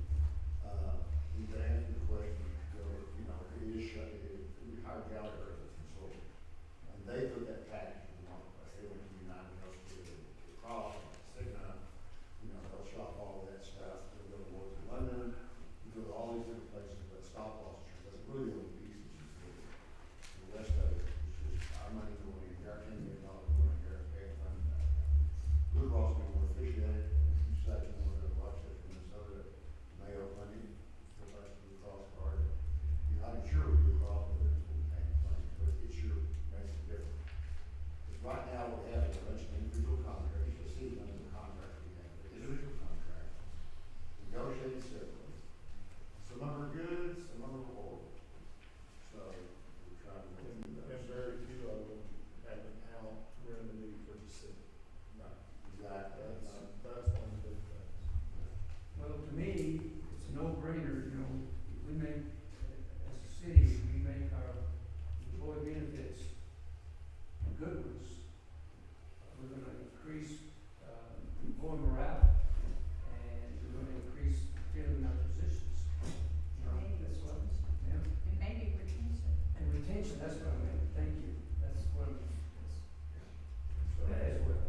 we're headed down the right road, but this is not a one-year project. It's gonna take at least 2 to clean it all up, because this is back to the 1980s again. This is, you know, what's here tonight,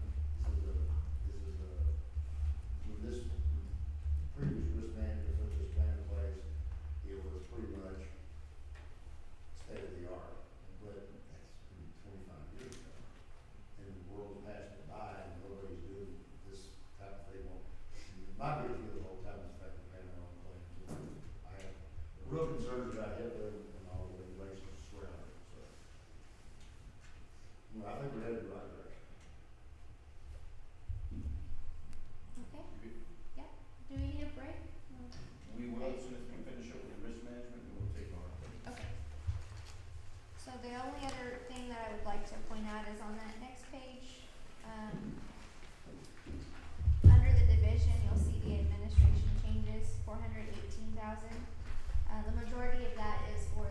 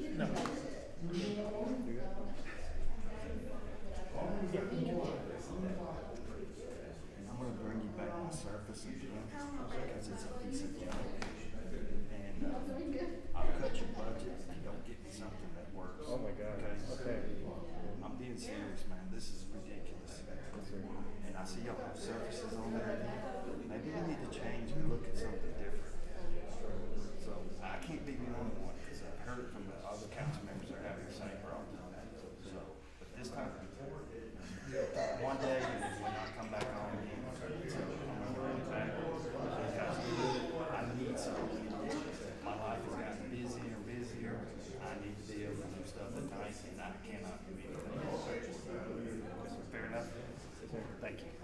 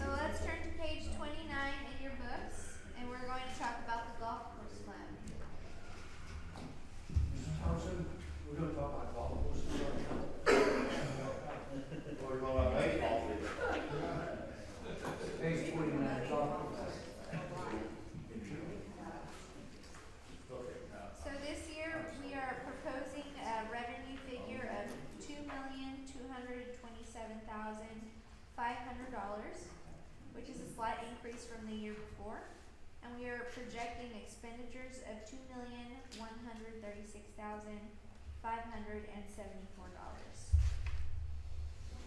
Not a whole lot as far as changes or swings go in this fund, but does anyone have any questions on this page or the next? Of course, I've got a comment. Okay, let's hear it. Number one, I don't know, did they build any rate increases into the green fees? I talked with Max about it, or John about it, and I thought they were, so I didn't know if it's reflected or not. No. I don't think they did. No. Based on the numbers. We looked at that before we adopted the budget, because what are we getting, just like she and I, I monitor this file, we're the only game in town. There is no other public outlet. See what the rate increase, and see when was the last time there was an increase. It's like 5 years, I've checked. 5 years ago. And what happened during the pandemic, they have an annual, you can buy an annual pass type thing, and they dropped all those prices during COVID. They never got. They never increased them back up. Never got back to them. And we increased the cart fees last year when we bought new golf carts, and of course the revenue went way up on those. But, you know, Loveless is gone, Hills is gone, so, and our guys are they're pretty packed out there. And we don't need to go down to anybody, but we gotta get what we need, and that's where this thing should not lose money, it should be a profit center for us. And with the increase in traffic out there, it costs more than the upkeep costs. We got upkeep costs, wear and tear, Not design. just the people service themselves. Yeah. So I just wanna make sure we got the right, I think we need to take into account the revenue line item. I don't know, I haven't checked the green fees, the golf cart charges, but the green fees I know, I think are low. And, need to be looked at pretty hard. The other thing that, I wanna mention, well, they've really done a good job of sales out there, by the way, because they had an, what, 70,000, had an increase? 75,000. Yeah, 75,000. You know, and I looked at the cost of goods sold, they're making, you know, they've got a keystone and they're doing a good job with it, so. A lot of they ought to be. And part of that goes to Max's management, Max and John's management out there is, we're not just one vendor across the whole clothes shop now. Right. We're looking at others and, you know, people like that. Yeah. So, our fees are Monday through Thursday, $25. Weekday twilight, Monday through Thursday is 21. 9-hole rate, Monday through Thursday, 17. Senior rates, Monday through Friday, 17. Junior is Monday through Friday at $9.50. Weekend, Friday through Sunday plus holidays at 32. Weekend twilight, Friday, Sunday, holidays 25. Weekend super twilight, Friday, Sunday, holidays 23. Cart fees, 9-hole cart fee is $8. 18-hole cart fee is $15. See, that's like, Yeah. That's cheap. So then it's 3 day in advance, every day starting at 7 a.m. Yeah. So I think we need to do a comparison of where we can. we also, I tell you what else we need to do, and that would be pretty hard, and that probably not be the thing, but I don't know, but the other thing we need to do is look at the T-pad, and we're so full. We need to take a credit card, and if you no show, credit card gets charged. Just like the doctor does, you know. I mean, you just have to do that because we have limited space. We only have so many rounds. Yes, sir. Well, what we need to do, and joking with Max on that, those are cheap fees. We still need to be the best value in town. Yeah. Even if we're the only game in town. The best value in the area. Right. Right. But we need to make sure that we're at something competitive for us. Yeah, I don't know where, and John should know where holding is, I haven't checked holding. I think they're 35. See, we're at 31, I mean, I think we ought to be at 35, and the cancellation fee, should be, at 25. Because you gotta pay something for that slot, in my opinion. So,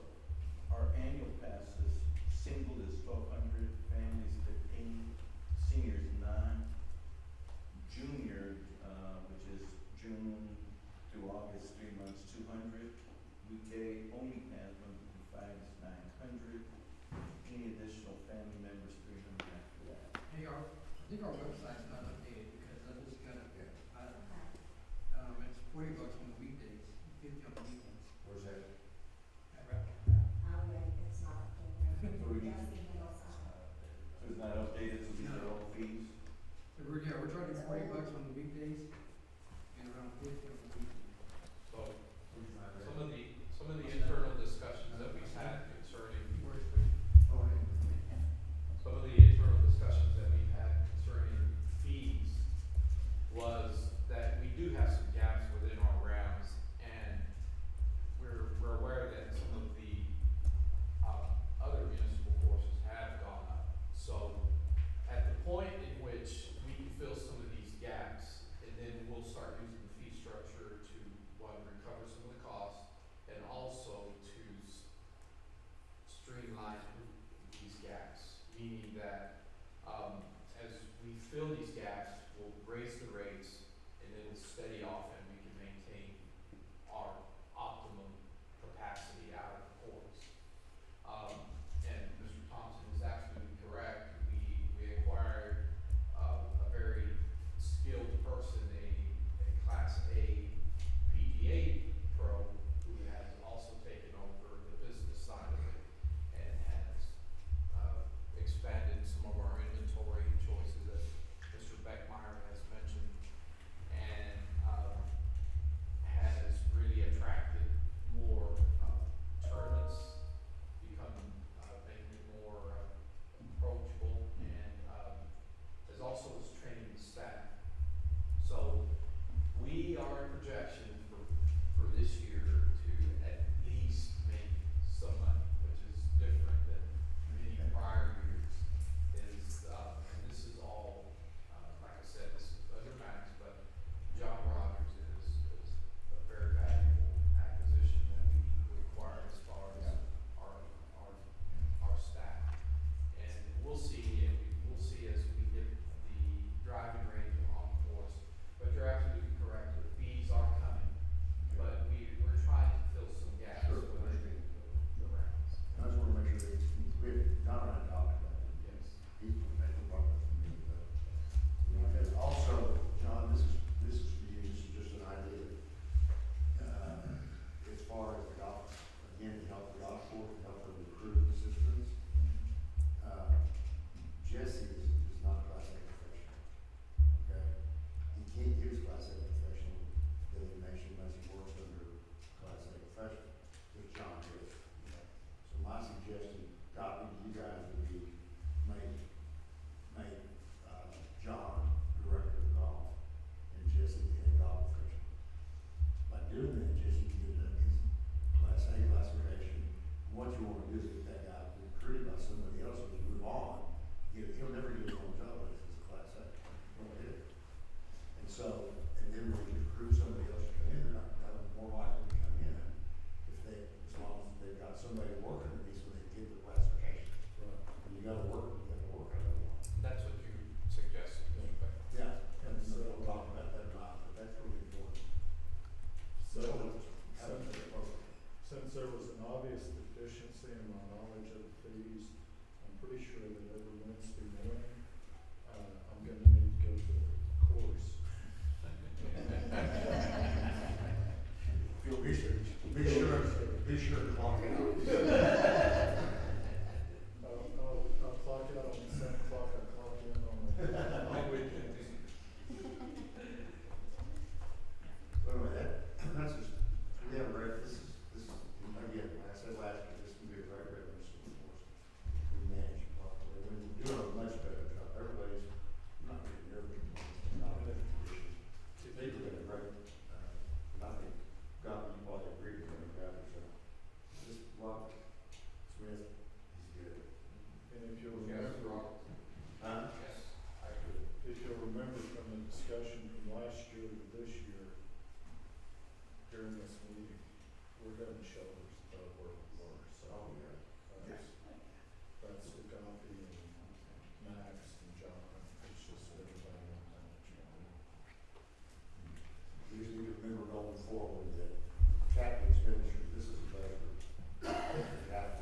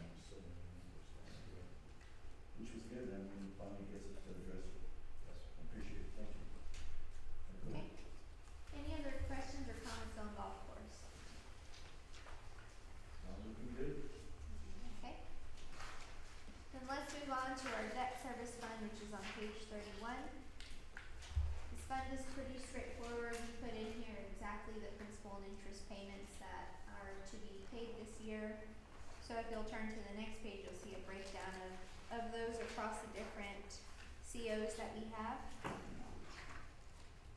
So Councilman Thompson, this is where, we're talking about some of the debt falling off, so you'll see the Series 2014.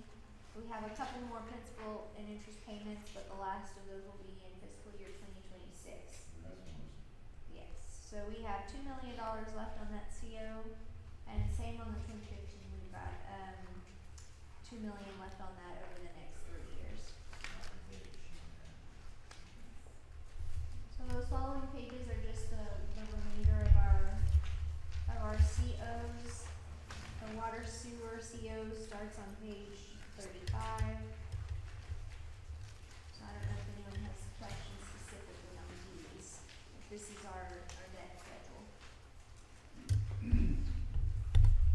So, Taylor, can you get one, you know, our debt ratio, here, are we, most of these our size, are we high, low, average? That's a great question. I don't know off the top of my head, but I can get that. Just curious, I don't know what, I don't know what the appropriate level is for any industry. Cause nobody likes taxes, but at some point, you know, you don't provide services, there comes a day when they fill it again, so we have to be real cognizant of those numbers, I think, and especially if all this debt falls off, and it's not gonna take that long for it to start falling off this year. Yes. Not that we need to include no debt, I'm just saying, we need to, Yes. It's a good, it's not necessarily a problem, but the fact that we have some debt coming to a close is a very good thing. yeah,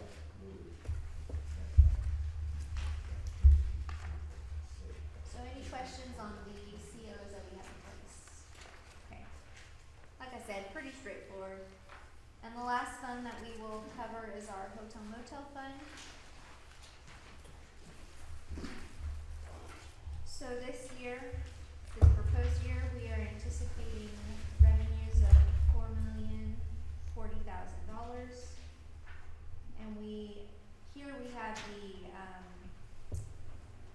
outside agencies that were voted upon a couple council meetings ago, so those figures are in here. Total expenditures of $3,533,800.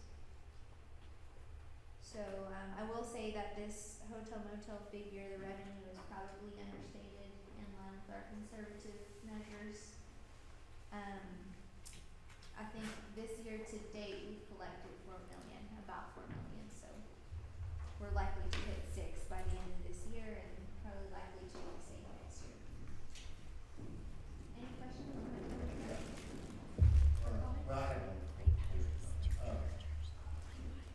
We had talked about it over time, you know, we can do the sports complex, we ever get started on it, which hopefully can happen soon. Do we have an appetite to include a venue tax on the rooms? And we talked about it last year, if you remember, I don't we know. can do up to 2%. Yeah, I would really like to sit down and talk about it because, even with the payouts that we have right now on hotel and motel tax, we still have over 17 million in that fund. What was the question? Well, we can, when we get the sports complex open, we can charge a revenue tax. Oh, If you go to Scottsdale, you go to Phoenix, check out a hotel, you know. Yeah. And we're already authorized to do that in the city of Odessa. We're not doing it. So, We haven't done it. That's all I'm saying. We've talked about it. Again, there's another revenue source, Yeah. without raising taxes. so maybe not the right place to have the discussion, but does it make sense to do that and implement another tax? That we're authorized to do, and I think people would understand, or to go to the voters and under the top A, no, I'm sorry, I'm going down the wrong road. But we do have other revenue sources to possibly help, fund this under EDC. So it requires going to the voters, which I would assume voters have stepped in the new tax and said, can we use some of this, over the legislature? Like I said, it needs to be, there's easy knee-jerk answers, and there's harder, really thoughtful answers. How's it gonna most impact people? The good thing about the Indian tax, it doesn't impact the local people. That's my point. Yeah, you're So- about counterpart. The good thing about EDC money is it's already been taken from people. So what's the right discussion, I'm not sure, or the right conclusion, I'm not sure, but there's multiple avenues to go down to finance that. One thing in the lease agreement, the lease agreement outline that we put together that's currently with the foundation's lawyers is we've really tried to protect their access to hot funds. And we wanna make sure that's one of the revenue source for that. We wanna make sure on the sports complex that our local taxpayers aren't impacted. That's primary as we look at all these issues. That's my motivation. Yes. Kaylee, will the, Special Olympics, begin this coming fall? Will they be coming this coming fall? Will that be the first year? Yes, it's, occurring in October, I believe, the Special Olympics. First, November first. Yes.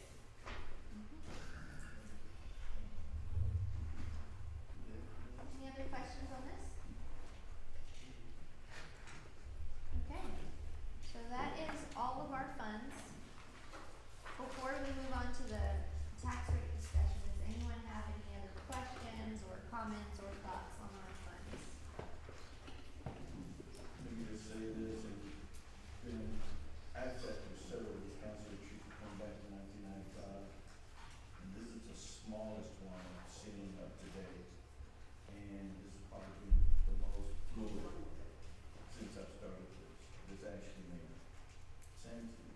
You didn't have to try to have a passcode to try to make sense of it, so I really appreciate the flow of it, and it really does. This is a huge breath of fresh air for us all. You know, I'm speaking for everybody, but I think everybody to a certain degree, because I was glad that book because I know there was just no flow to it. We needed the special passcode to understand what the numbers were and how they were moving and moving.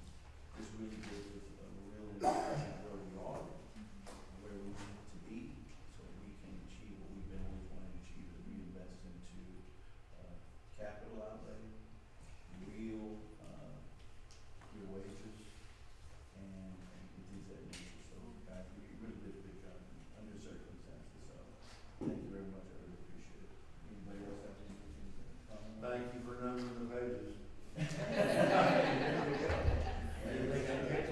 a huge improvement, right? I was told that was a problem. What?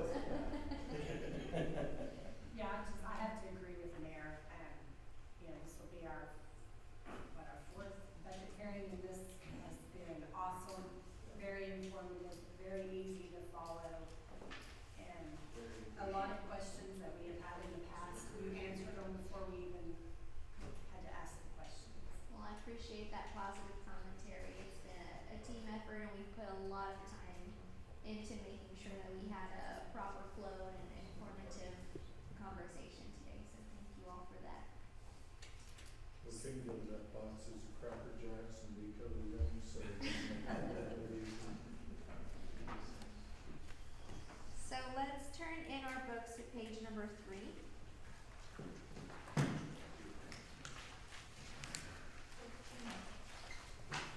So, like I mentioned earlier, we're proposing a tax rate based on preliminary figures of 46 cents. So our current rate right now is 48 cents, so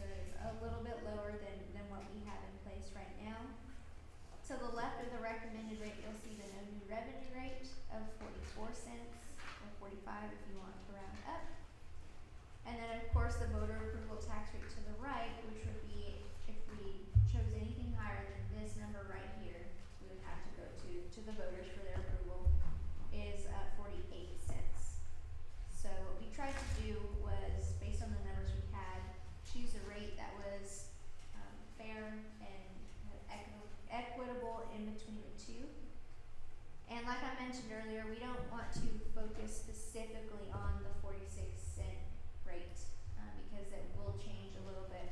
What we want to focus on is the revenue that we anticipated generating, which is $42,723,107 for the general fund.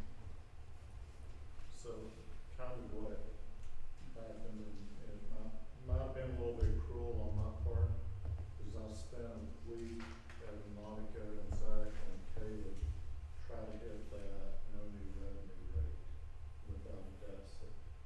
And they and all the directors, probably hardest on Joppy and Christine, having to keep getting sent back to their department saying, no, you can't have all this. To then at the end, they said, okay, that's not good, we come to here. I would have rather been at the no new revenue rate, because anything above that's basically growing rate. But as we know, there are needs within the city of Odessa that either because of inflation, because of population growth, because of neglect, because of what, there's a lot of causes out there that have to be met. And so that's why we are where we are. As long as I keep working on this, I'll keep trying to hit with that new revenue. And have new sources of revenue, as Councilman Thompson has talked about a few times today, that helps us get towards that new revenue rate. And so, another thank you to the team for getting there, and apology for the abuse of me trying to get you there.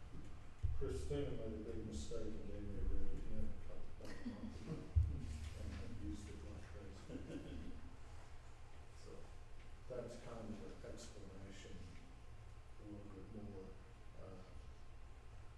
That's pretty much in the middle. Where we are is pretty much in the middle between the money revenue and voter approval. And maybe just for presentation purposes, Zach, would you mind giving us a kind of a description of what each of those things means? Yeah, so basically no new revenue rate means that it's not gonna charge any existing property owners extra tax. Really, and you'll see here at the bottom of that page on the far left, there is an increase to revenues, but those are coming from new property owners. And then after that, there are incremental increases, right? So the 0.46 will charge them a little more, and then the voter approval rate is basically the max with that 3.5% increase that as a government we're allowed to do without going to voter approval. And that gets banked, it's a rolling bank from the last 3 years. That's how that works. But like I said, since these are preliminary values, the actual rate here will change, but we'll be able to hit the recommended revenue that we're wanting to hit, just tweaking it a little bit. And we have to wait for ECAT to basically send us the certified values at the end of this year. So what we need to just make sure we're on the same page about today is the direction that we have gone with the tax rate that we've identified currently, not specifically the tax rate. So this is the place to let us know if you want us to take a different approach to what we've already done, or just to tell us that you agree with what we have done. And that would give us the freedom to adjust it accordingly when the ECAD and CAD numbers. Does anyone have questions on this? Anyone have questions?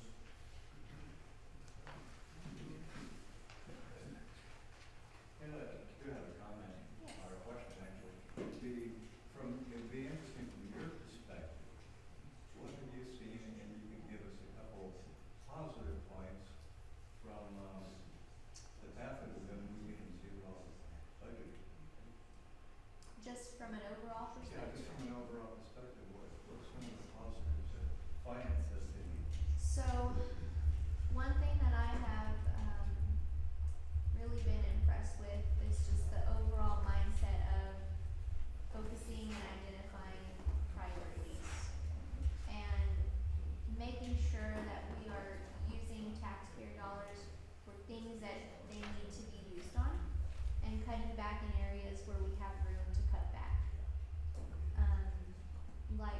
Mr. Beckmeyer said, our other city managers have done a great job in working with their departments to help us identify some of those areas where we could cut back so that we could refocus on what needs to be focused on.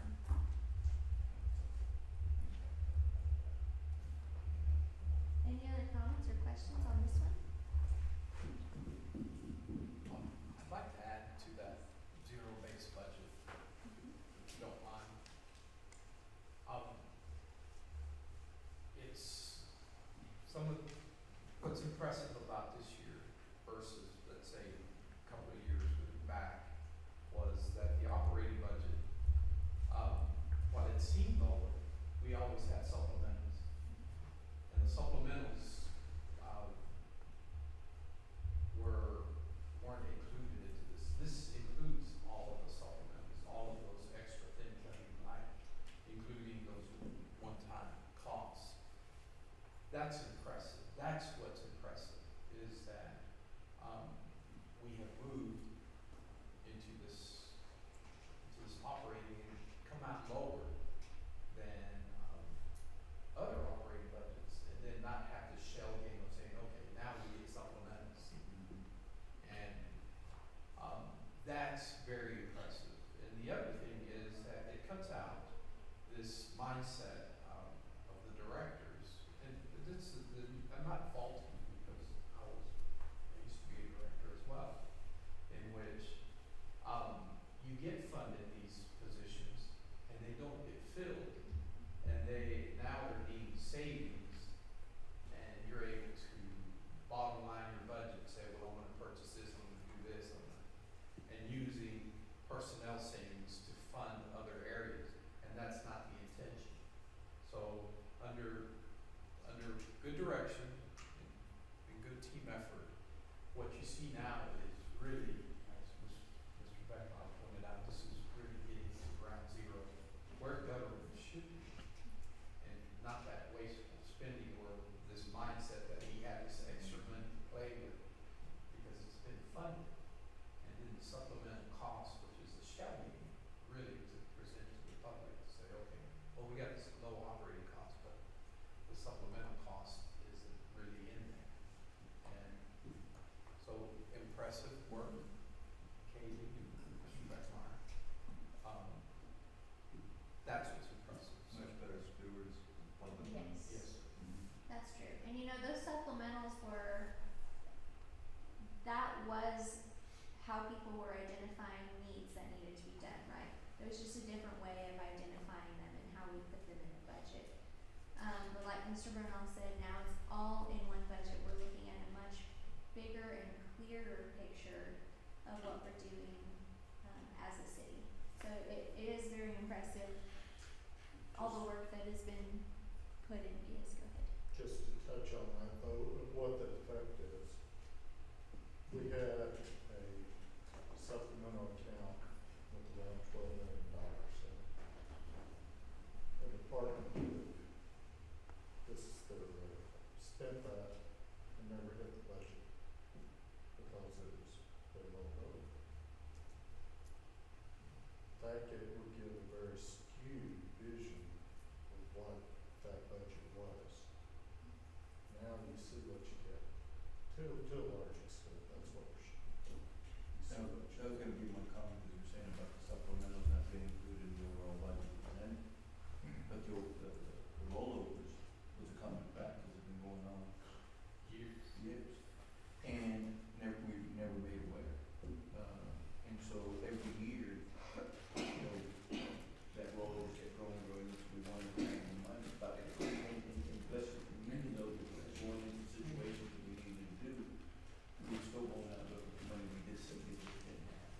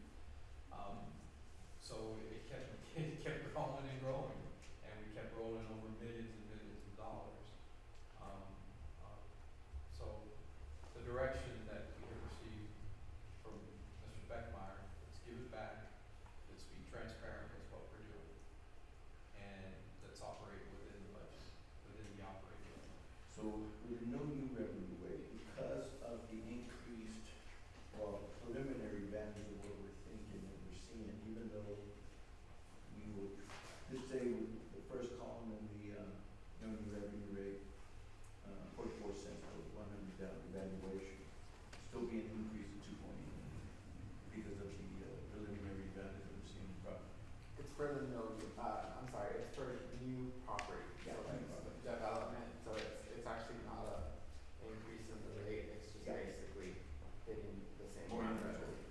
There's more inventory. Yes. So then the recommended rate is, still a drop, a little more than 10, but it's an increase of 4.5, almost 12%.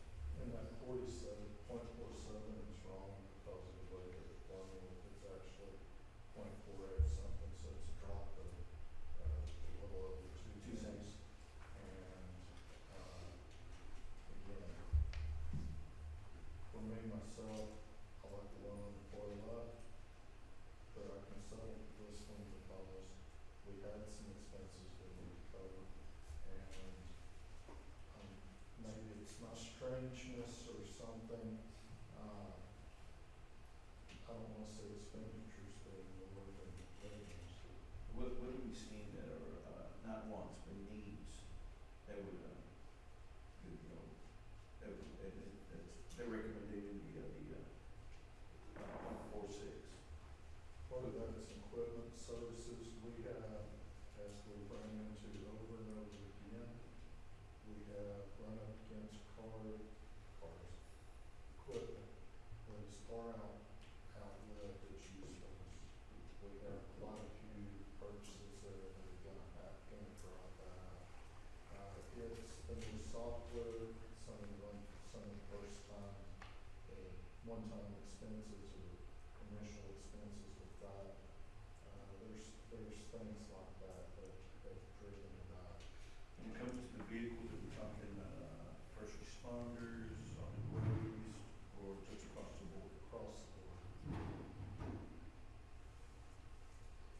So it's safe to say safety, solid waste, what about street sweepers, we dealing with any of that? No, no, we have some in the current budget. It just helps us be able to, you know, we're gonna be asked, and so we need to be armed with what exactly we're talking about. He says we have outdated equipment, which equipment? You know, is it just vehicles on the street, is it other internal stuff? I know we've gone through mowers, other things of that nature. And Christina's worked a lot with it. It's across the board. We let things wear out. Yeah, and Chris wants to get us to a point where we're replacing vehicles every 4 to 5 years, depending on their daily use. So obviously, first responders and solid waste vehicles are going to be more on a 4-year replacement schedule. But just once they exceed those 4 or 5 years, they become more costly to maintain, as well as they just break down more, so they're out of operation. So that's the intent, his overall goal, and so we're doing that slowly, and that's why you did see a big increase in that replacement cost this year. But it's across the board, we're looking at all vehicles. As far as equipment, obviously the ones that need to be replaced is our focus, because we have the trailers and whatnot that are still useful, so we're kind of putting that off, towards the end. Where we are with, PD, knows we've gone down to a memorial pool at Clapfield with brand new PD vehicles down there, and we're doubling up on PD. And so I know we're running short on vehicles, and so it's gonna be part of that. Yes. And, it came in initially a lot higher. And I kept saying, I'll go back, we wanna replace them all this week. You gotta do it in phases then. But, and I appreciate what Chris did, he started off, this is what we need, and then he back off of that. So there'll be a charge that shouldn't be as high next year, but it'll still be another equipment charge, and then next year, then we should be on a rotation where it's fairly predictable from now on So out. this is the transition from, replacing equipment 7 to 9 years and cutting it 4 to 5. Correct. That's the standard. Mhm. The other one is there anything in this as far as, capital outlay for infrastructure? What we're looking at,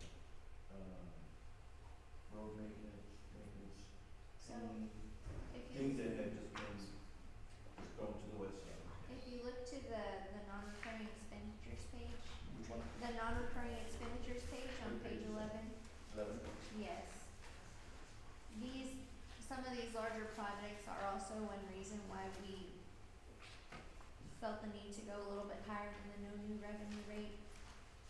So there's a couple of big road projects in here, the 52nd reconstruction and 23rd reconstruction.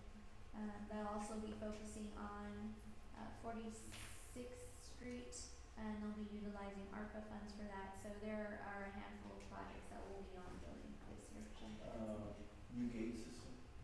So that is at our pool road facility where solid waste, equipment services and building services is located. That gate is over 20 years old. Oh, to the facility. Yes, to the facility. And it's been breaking down a lot recently, which the maintenance is starting to cost more than it is to replace it. So that's that expense. We're finding the OPD boiler that they've had issues with. So, and actually that was a mistake. That's not the OPD boiler. The boiler is gonna be a much larger expense. This is actually the electrical switchgear for OPD. Right now, When they burned out. I'm sorry. When they burned out. Yes, correct. So if we lose power, it's gonna be really hard to get them back up. So that's that expense, is to get that taken care of. So like Mr. Brunel said, we wrapped these into the overall budget, and that's why we felt the need to go a little bit higher than the no new revenue rate, so that we could, manage the revenues that are coming into the general fund and equivalently manage the expenditures that are coming in. What's your master plan housing study? You have a claim, 562. Yes, so this is part of the development, and there's a couple of projects within this as well. That's a downtown master plan, including the housing. For the one that we've been talking about, Yes. the overlay. Yes. Okay. This is a bit broader one that we're working on with the hospital and things of that nature. Okay. And that may be similar, but I could actually find money outside the budget to fund this. And, just two thoughts concerning this was that we were tasked to find out these projects for, including the street projects, specifically was what can we get to versus what's a wish list? Because we don't want to fund a wish, we wanted to fund projects that we could get to within the fiscal year. And that was one of our tasks, that we were tasked with, find out what can we address within the year. And not just have this fluff funding within, just to say, okay, we wanna address all this, and then at the end of the year, we only were able to get to 3 out of the 5 projects. That was a big task, a different way of looking, at the budget. And that goes again to one of the benefits of the zero-based budget. Yeah, it really speaks to the practicality of, crafting this budget. We approach things with a practical mindset, a realistic mindset, and a strategic mindset across the board. There was earlier discussion about, replacement of vehicles. Does that include those vehicles that are parked there at City Hall, code enforcement, building, all that? Yes, it's across the board. Cause I don't see any of those being used too often. Yes, it does It does include those. include it all.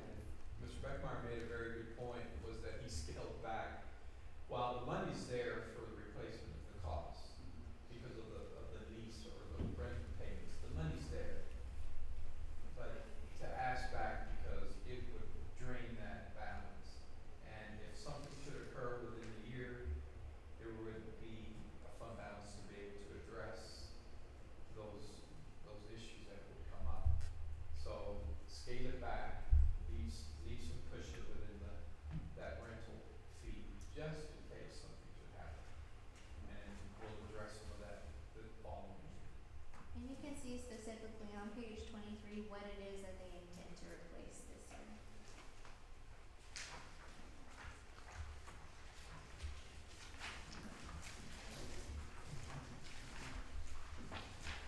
Documents,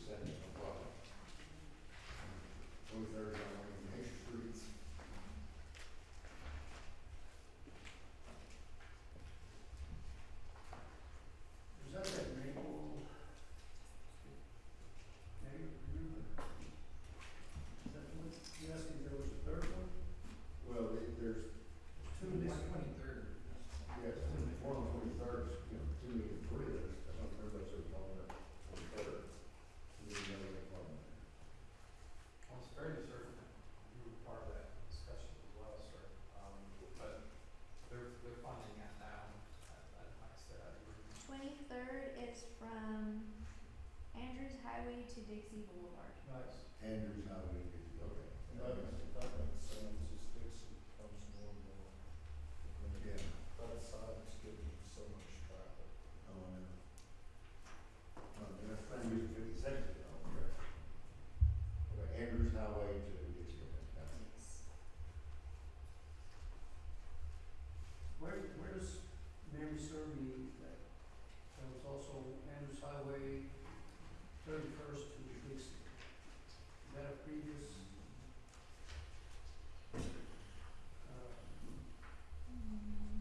From Andrews Highway 31st all the way to Dixie. Is that? I don't have that. Earlier read. Yeah, I'm not sure, I think maybe that's a state road. I don't have that on the list from Public Works, so maybe it was Okay. a different street you were thinking of. The 52nd Street construction is from Grandview to GPS. Yeah. And of course, right now they're working on the Crane Avenue project, they just started that from Second to Pool Road. And then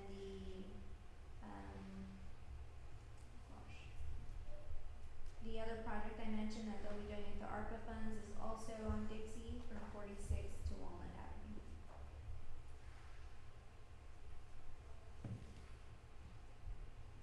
Thank you, Mr. Connell. And you were part of that discussion, you, Mr. Connell, part of that discussion. Important overall. Yes, sir. Also, just FYI, somebody asked y'all about Second Street, you know that's a tax dot property. Yeah.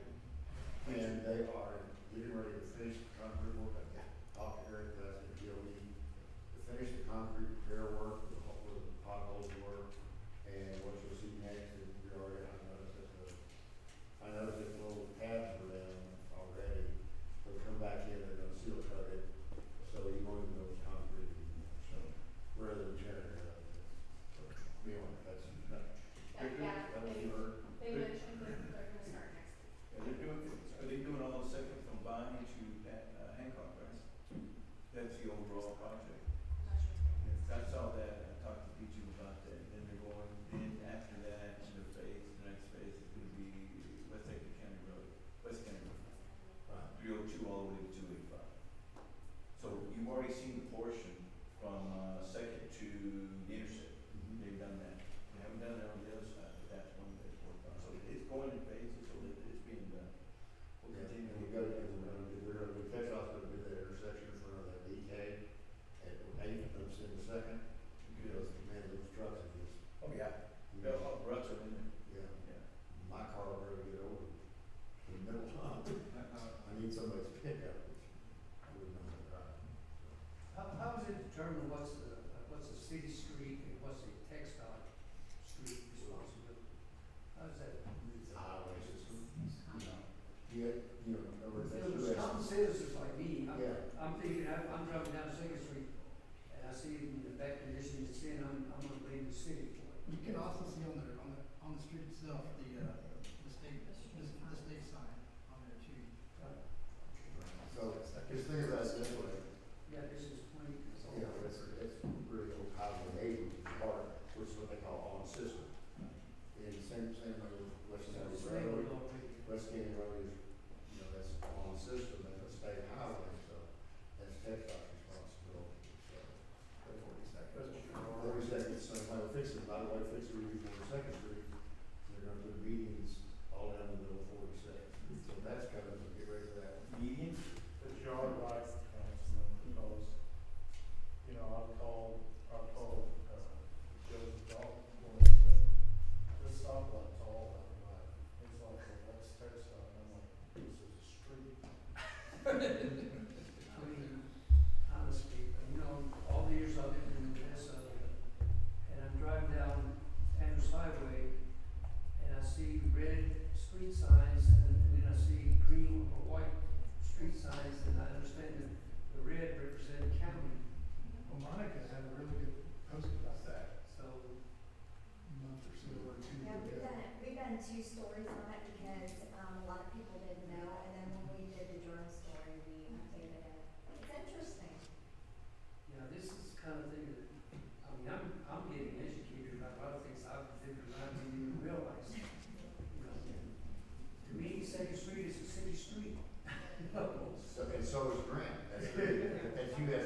Well,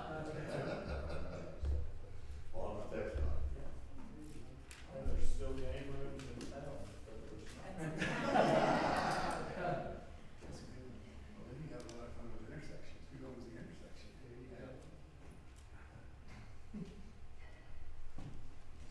Do we have any other comments or questions for budget? When do we need to come up with consensus on text? So once we get the, certified values, soon after that, we'll get back with y'all. And game plan is hopefully the meeting before we actually do the public hearing for the budget. So first meeting in August? Yeah. Okay. That's the game plan. Okay. First meeting in August. 13th, right? Yes. Mr. Bickmeyer and Finance Office Department, thank you so much. This was awesome. like I tried to already say, it's these five over here, I've just been sitting at the end of the table doing it, hanging in the net, and they performed, so, and the directors, non-directors, gone out to the winners. It is a different concept for us. Zach not came up, but related a term called Sally, I believe, same as last year, and we're not playing with Sally anymore. We're trying to fulfill needs. We use surpluses for wants, and we use savings for wants, because you want to do wants. You want it to be a better place, but you do wants just like you do at your house. You do them out of surpluses, not out of deficits. And, I really appreciate this, guys. And that's one of the things we've been consistent in talking about, that we knew we had the needs. The thing we did not have a clear picture is where we were going to find the money, because we knew we'd have to go into debt, we were already in debt. We didn't know to the extent of what we were, how much we were hemorrhaging, how much we didn't, we were going into every budget line, we knew we had all these things. Councilman Mata said this back in 21.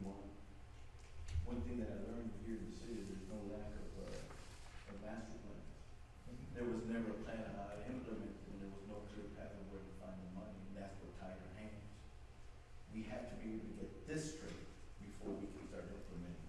And now we have a clear view, and it's refreshing, because it's so stressful. Every year we kept walking, it's like, and we were walking in the dark, and it was frustrating, because we were trying to go forward with planning, but we were just holding our breath and saying, where is the money coming from? And we could never get a clear answer.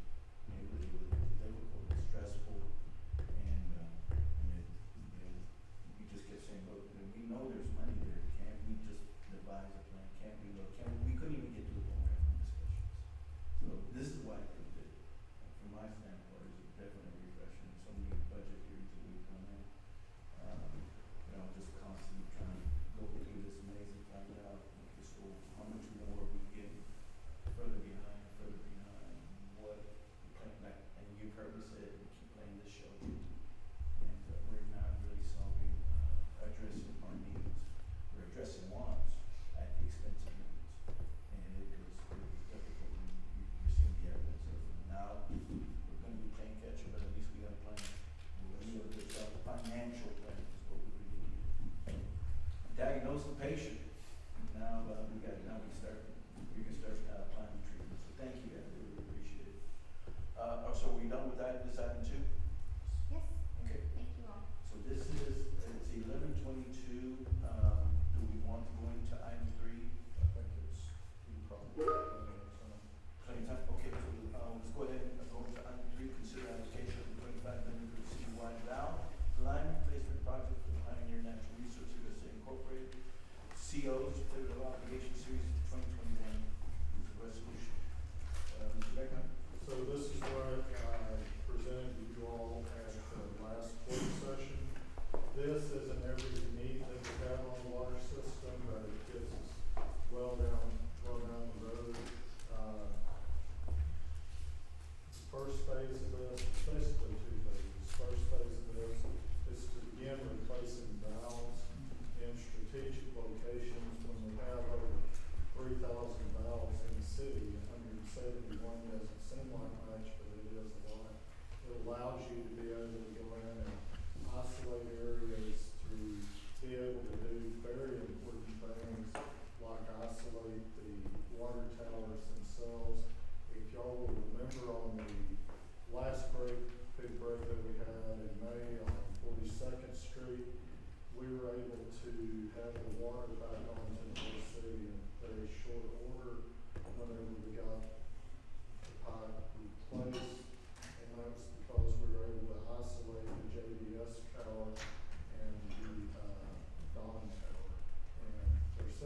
full whenever we had the pipe back in, and we turned the water on whenever we had it. We had a little bit less success on this last break, but I can't remember what street it was on because I slept too many times. But, 46th Street. yeah, probably so. We had, fairly good success across most of the city, but still had portions of the north side that didn't get water near as fast. We had about ones that did work during the 42nd Street break, didn't work during this one. The bottom tower drained completely, and so it slowed down getting water back up to the north side. So that's a lot of words to say. These are strategically placed. It allows valves in between these to later be replaced. I believe, Mr. Canal told me that we've got responses back on the RFP for the valve contractor to come in and start identifying all the valves that can be exercised. But this one is a little over $9 million, 171 valves that can be started fairly quickly. I've already spoken to Mr. Niles and Alex and said, okay, the second that this is appropriated, let's start doing some valves in here, because this is about less important. Before this is even completed, though, we should be able to start the 42nd Street and the Lancaster line replacement project. So what utilities will do is they'll go in and replace valves that will enable us to go ahead and get started on those projects, to be able to isolate them, not have as big an impact, and we restart those. The price tag on all of this comes in at a little under $25 million, but what we've done is we've gone into the Pioneer money where we have roughly $40 million sitting there.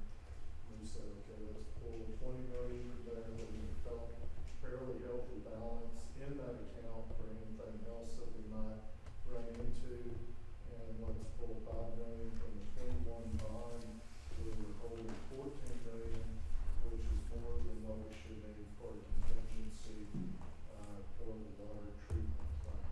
So, questions? And I think I've had this discussion with most of the council on and off over the last few weeks. This is huge. It doesn't hit the taxpayer for additional funds. It doesn't drive up debt, and it gets a lot of the work we need done. On the Pioneer monies, so we're allocating half of it. Sure. A lot of that, is that designated for new projects? Is it for distribution lines, things of that nature? What do we still have projected, that we were doing with that money? But the reason why I'm asking is, The things we had projected have already been funded. I believe Kelly went and checked on that. This doesn't get any of that funding. so basically we're not cutting any new projects right now. This doesn't cut anything, it gets things done. From the 14 million, this is from the 2021. 2021. Okay. This was from the water treatment. Yes. This is money that we've held for contingency for the water treatment plant, but it's more than what we even projected for contingency. And are we almost complete with that project by this time too? What's that, I'm sorry? Are we almost complete with that project? I would say we're over 80% complete, and we're looking at early 26. Yeah. 26, right. So the So thing is, you're gonna use 9 million of the 14 contingency.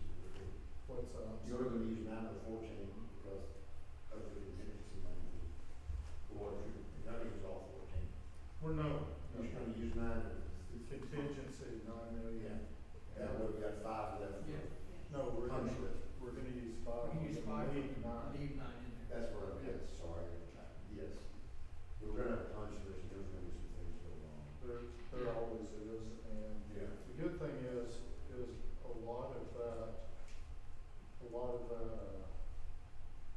a lot of the contingencies that we would need to plan for we've already paid for.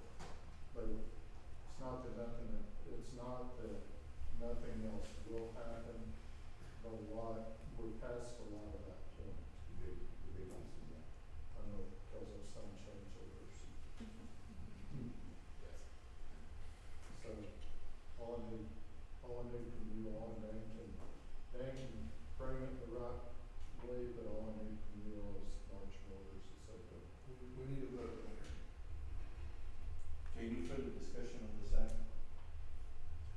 And how soon would the work start, once it's allocated? On the ballot phase of it, it can, not immediately, but within the next month or so, we can be putting ballots in. We have an RFQ out or RFP? RFP. RFP.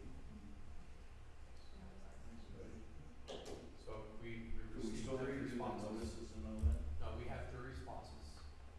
And, so we're in the phase of just evaluating and presenting to you all. Good, so we don't have to go through all that, but I mean, we're basically, this is an emergency situation as far as we're all concerned.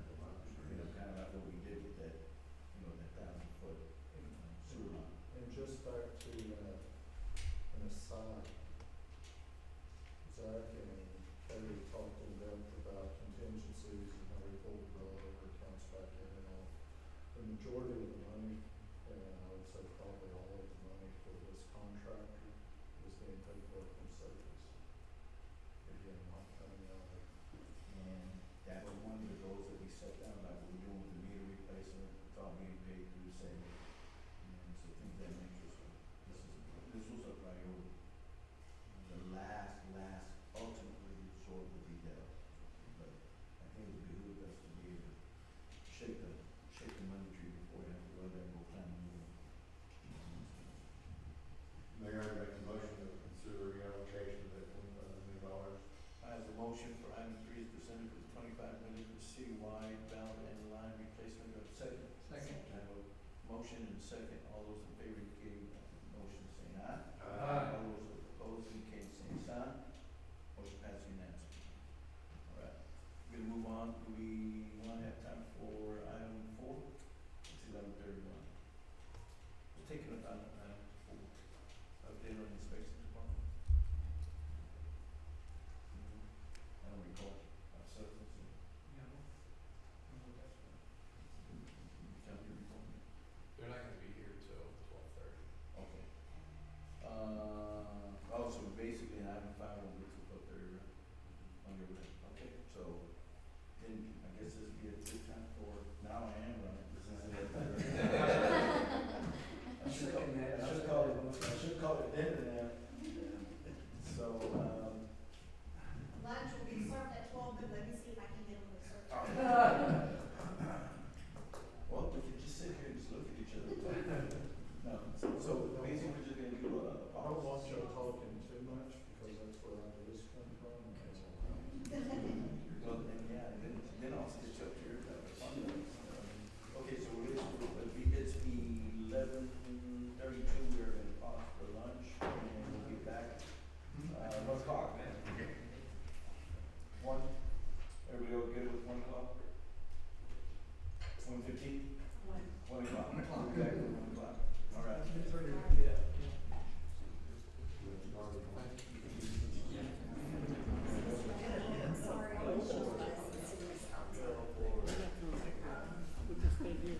Mayor, I'd say reconvene at 12:30 and get the meeting out there.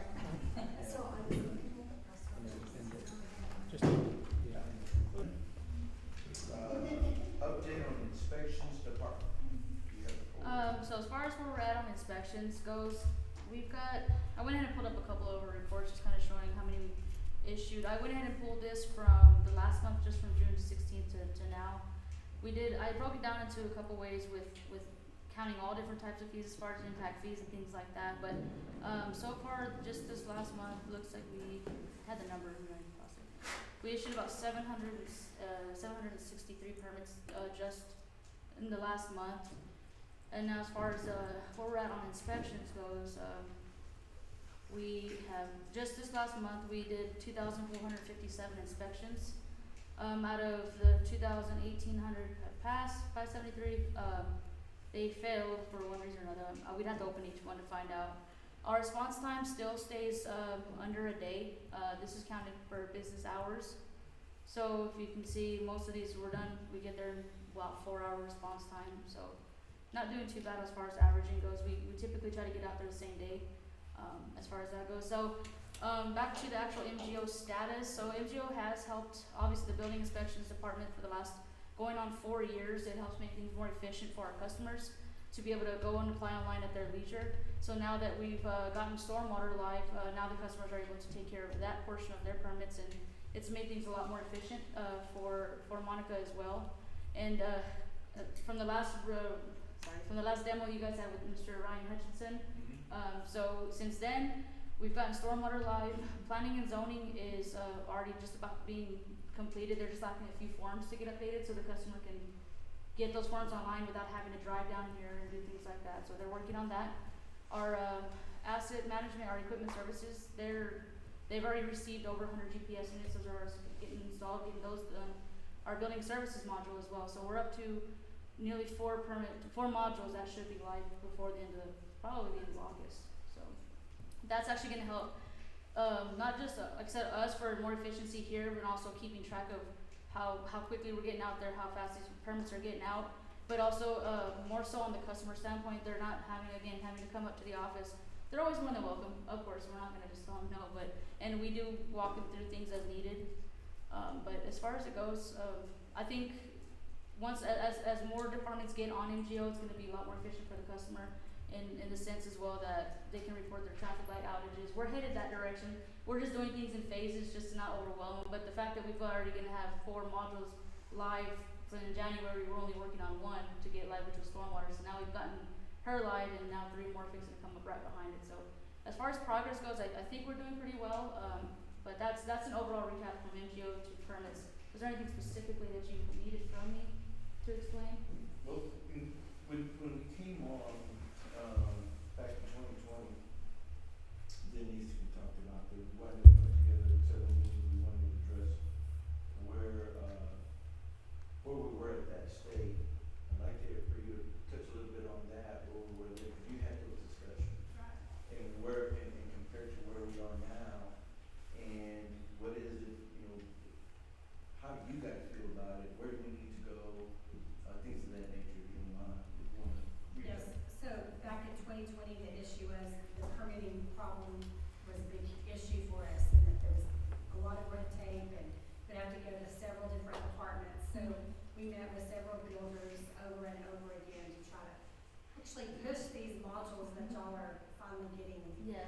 So it has taken a while, but thank y'all for doing that, because that's a process that we started out. And I remember when Elizabeth started first, sitting down with her many times saying, if we could just streamline this a little bit better. And it would get really frustrating because it didn't seem like any progress was being made.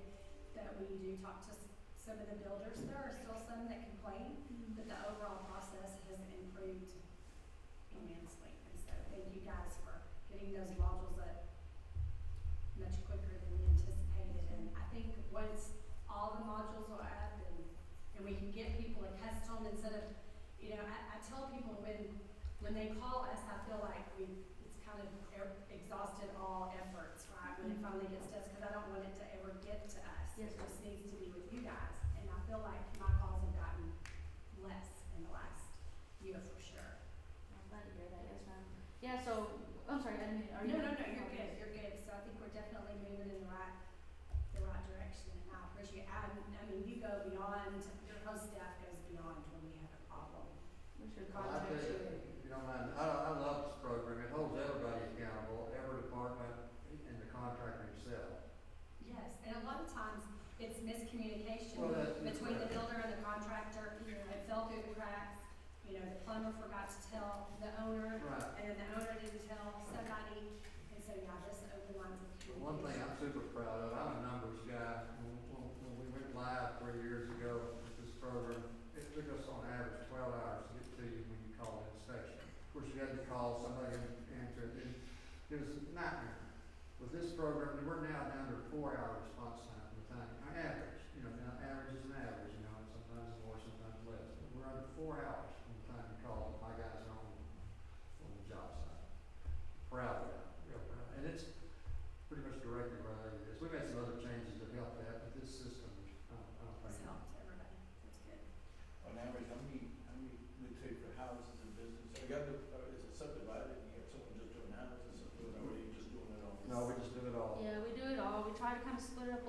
just to make it as efficient as possible. But yeah, we try to, everybody helps each other out. On average, how much, okay, how many inspectors in the field do we have? How many do we Right have? now, we have 7. 7? Yeah. On average, how many are everyone handling per day? How many, How many each inspector doing a day? Inspection. About 25 inspections per day on average. Okay. We start every day with about 120 to 100 to 200 every day, and that's what we start the day with. That's not what comes in during the day. So they're hopping. And that's gonna increase? That's going to increase. It's actually not as high as it was 2 years ago. Oh, really? Well, and I'm gonna, also, to your point there, you know, the word was out that we picked and choose what builder was allowed to use the system. No. And that's not factual. And so now we can tell them all, go to this My Permit, and they can all see the moving parts. That Yeah. we're not picking one builder over another builder. Yeah, and to speak a little more on that as far as how the system works in that aspect is, so obviously for privacy reasons, nobody can just add a project to their customer account. I mean, obviously, there's the records that they have to, you know, to do the open records and things like that. But if they are, on the permit, or if the owner or GC designates somebody that they're okay with adding to the project, we can add them to it, and they can simply do a search, see the project, and then add it to their account, and then that's when they would be able to follow through. So it's what you were saying, just a little add-on, just as far as the insight to the system goes, if that explains that. How are we rolling this out? How are we educating, the contractors, the builders, developers, but also, like today, when I was working out, somebody was asking me about, hey, I'm gonna build a house.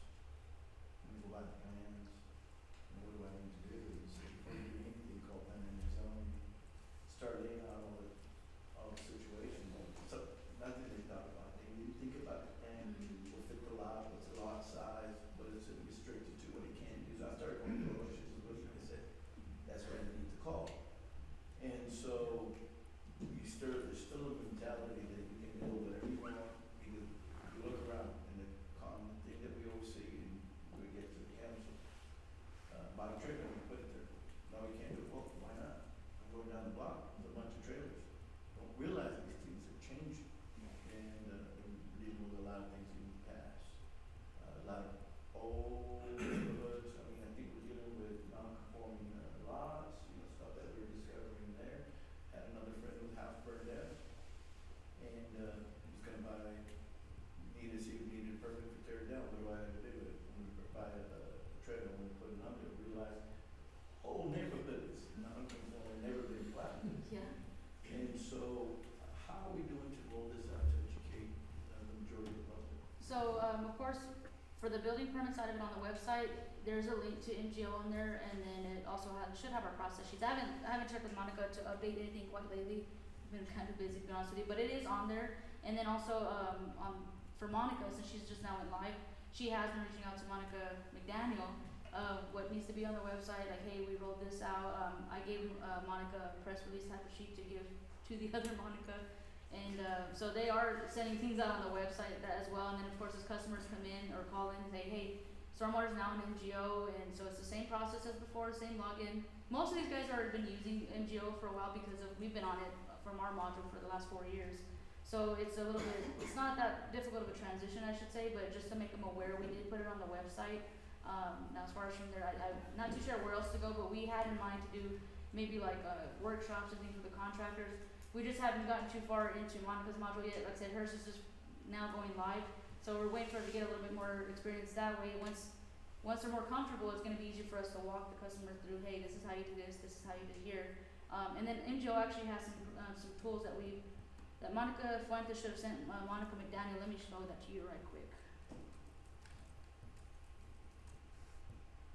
And while you're pulling that up, I'll just add, of course this is outside my realm of experience, of course, but I like the idea that you talk about workshops, and I just say that because I had a conversation with the contractor recently, and he was expressing some frustrations from his standpoint that he's not made aware when standards change or regulations, and like I said, this is not my area, so I don't know how often that actually happens. But he had come in and visited with the planning department, and there were things that he had not been made aware of, and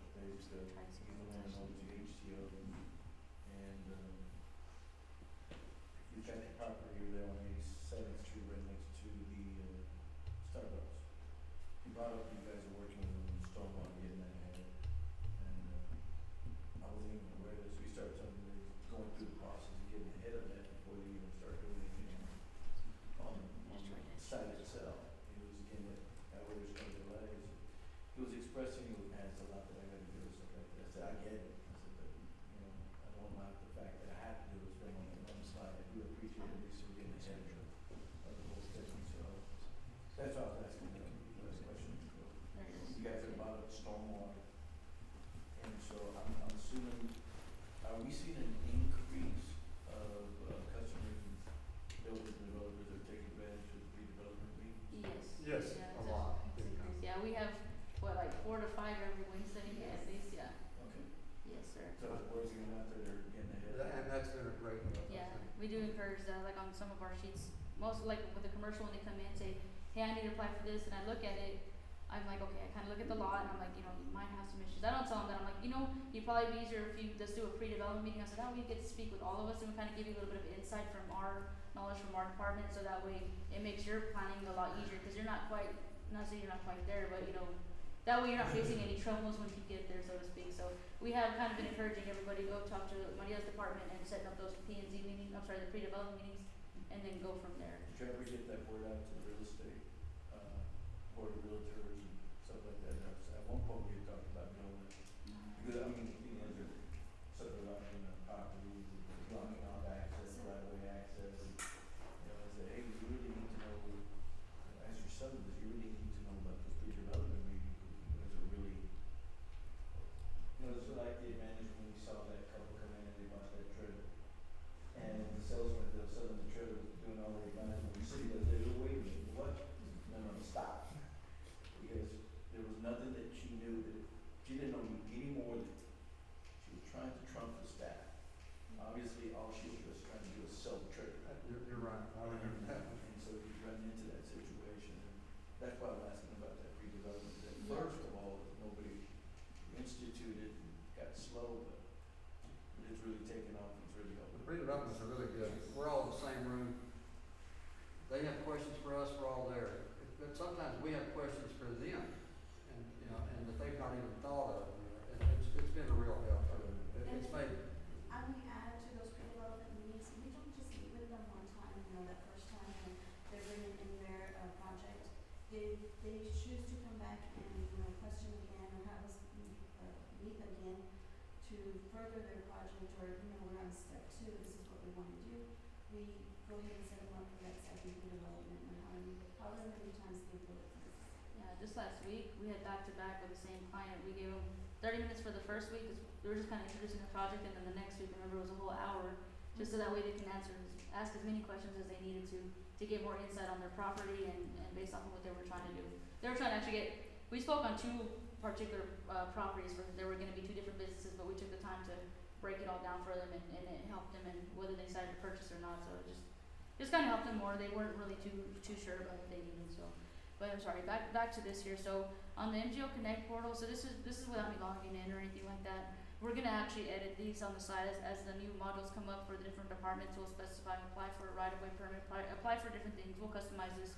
But as far as you said, any guides to help the customers to educate them how to use the system. So when they do come in, we do help them as needed when they come in as best as possible. But they do have it where they can go to help, and these links are specified specifically to, hey, how do I open an account?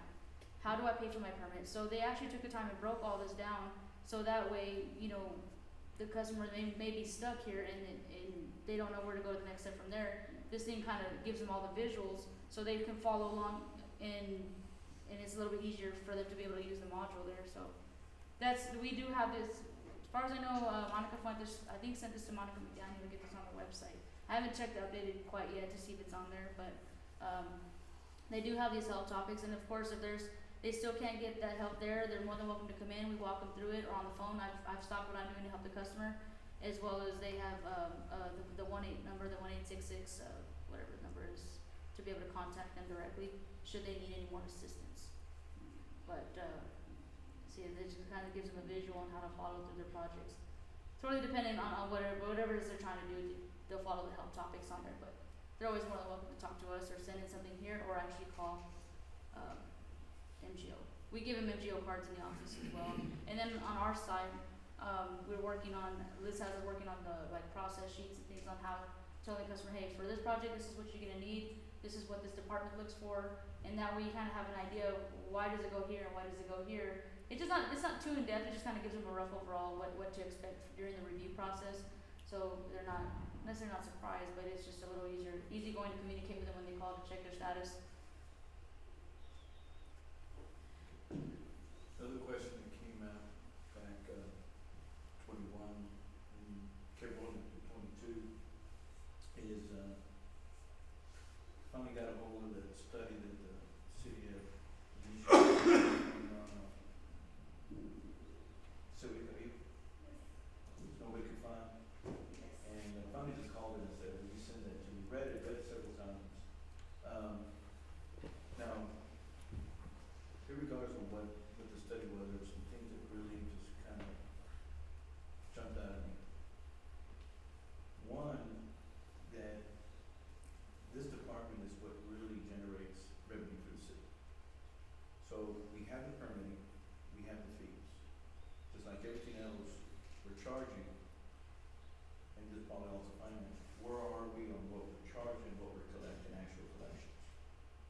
What's the money that we're applying, that we're supposed to be getting, what we're getting?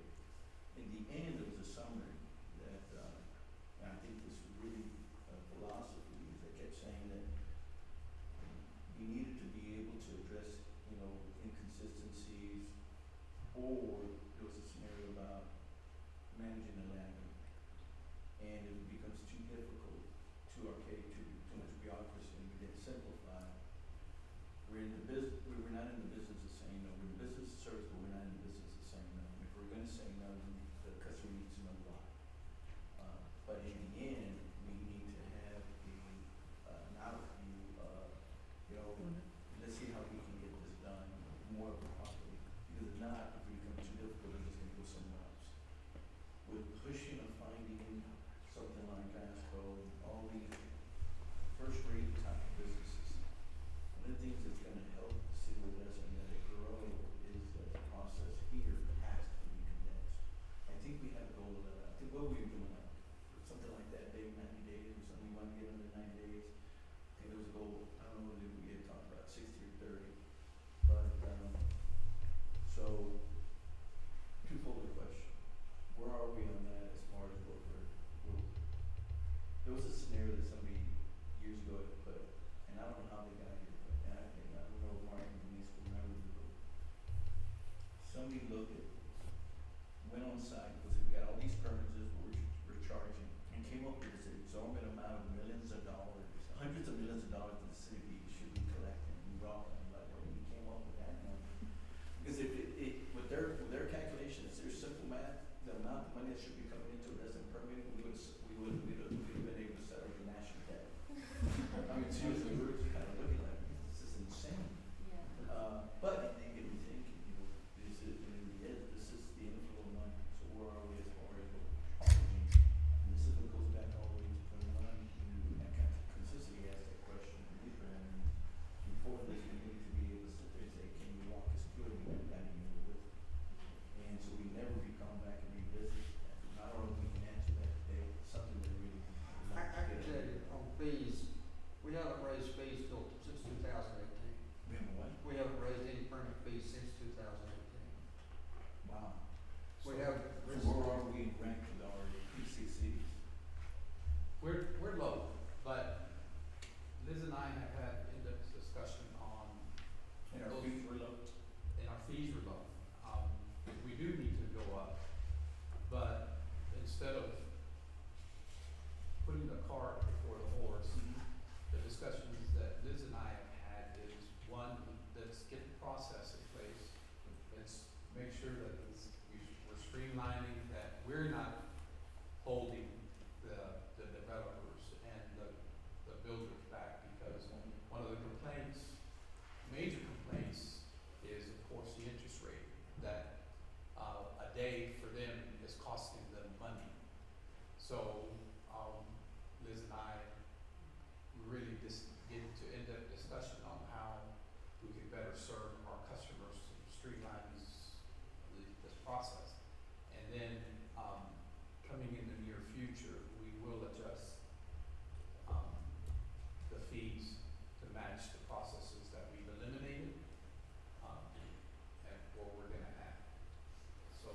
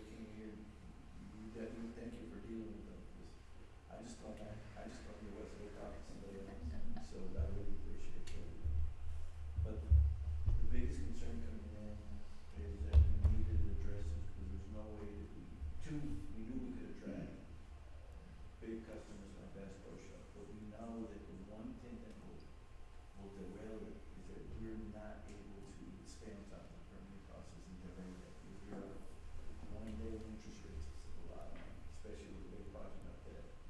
And we've got to be able to make sure that we're not that call. And so, we spent a lot of time on this and put the committees together. We got a lot of resistance. It was I mean, I was never really, but you continue. How many meetings did you wind up having? Over the course of time, probably 8 or 9. Yeah, and we wind up putting together a lot of contracts, a lot of businesses that started investing over this shit, we just didn't get traction on it. And so it looks like, people finally, I mean, I know I've been really happy with the process. That was solved or not, I know that, so you just gotta do it, but I think that, I mean, you guys feel like when we weren't 21 with these modules, you guys feel good about it? I'm very proud of it. Okay. It can be better, always can be better. Oh, Do we mess up? Sure we mess up. But I'm very proud of what we've done in the direction we're going. Very proud. Well, my hope in the end is to be able to have more inflow of money. We can end up expanding because if we got the green belt going in, you got Portland in, you got more coming in. Sure. You guys are gonna be because if you guys are doing what you're doing right now, it's going to start increasing. Yeah, we're seeing some of that. We wanna reduce those 4 hours. Okay, I almost have to read their minds to do it, but we'll But try. that's what they expect. Yeah. That's what people expect. You know, and you're saying the answer is no. The answer is really never no. It's, you've got to do this to do that. It's not no, you just can't do it. Not from a building code stance. You know, I know there's some other issues that get involved in it, maybe the answer is no, but there's always a way. It was just an overall assessment when I read that study, read it several times. But we can all do better, but I'm proud of where we're at. And I'm really, you know, and I do know a lot of these other building officials and whatnot. I've been here all my life, and I rub it in on them. I compare myself to Midland and San Angelo and those guys. To be honest with you, we beat them guys on their permit and inspection. Yeah, it was funny because I served with one of the former directors of Downtown Lions. And, you know, his outward, inward look from the outside is a whole lot different when he was inside. I kept looking at him, I said, well, did you have that attitude when you were there? And so it was just a 180 that I didn't expect. So I kind of talked to him about, you know, some of the changes. And so he said he acknowledged it. So I think that was a good verification to bring in the right direction. Mayor, Yes, sir. like that, just that, one of the things that we've done is that we're not thumping on the code book, and that's where we were in the past, is this is the code, and that's frustrating. So what we've added is that, well, this is the code, but here is how we fix it. Oh, maybe. We've become part of the process of solving it. That's what's been added to this process. And secondly is, concerning encouraging development. We understand that banks and lenders, the only concern that they have is that if we let someone borrow the money, are they gonna be able to pay us back? That's the main concern. So we have started this initiative of making it very attractive for lenders to lend this money to the developers and to these builders, to make it very attractive in the city of Odessa, to say, we can make money here. And the developers wanna make money, the lenders wanna make money. But if we're a hindrance, if through our policies and our updated zoning or any type of ordinance, we make it, if we're a hindrance, then the banks are gonna be hesitant to lend the money. So this is an initiative, and this is what the discussions that Liz and I have had. It's a very overall, I mean, it's a broad vision, and then Liz comes and implements some of the finer points, but, you're absolutely correct with everything you've said. Well, this is my final point on this. When we're in July, we had heard that we were gonna start seeing some activity there for the basketball in August. Is the plan still to dedicate this inspector, or what we're gonna do with that to try to get that process as quick? Like they said they're gonna try to be open by next Christmas. The instant we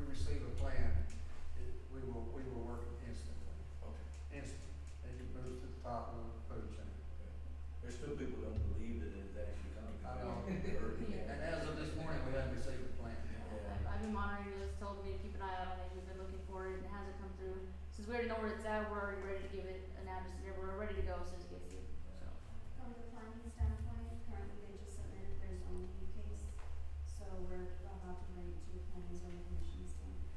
Have they submitted a naming of Vasco Avenue as 1 mile away? Not yet. Cause I heard that that's usually what they do, they always have that name where they come in, they always have that name. Actually, I'm sorry, they have. They have it? They have submitted. What was it called? Can't remember the name actually. Okay. But yes, they have submitted something already.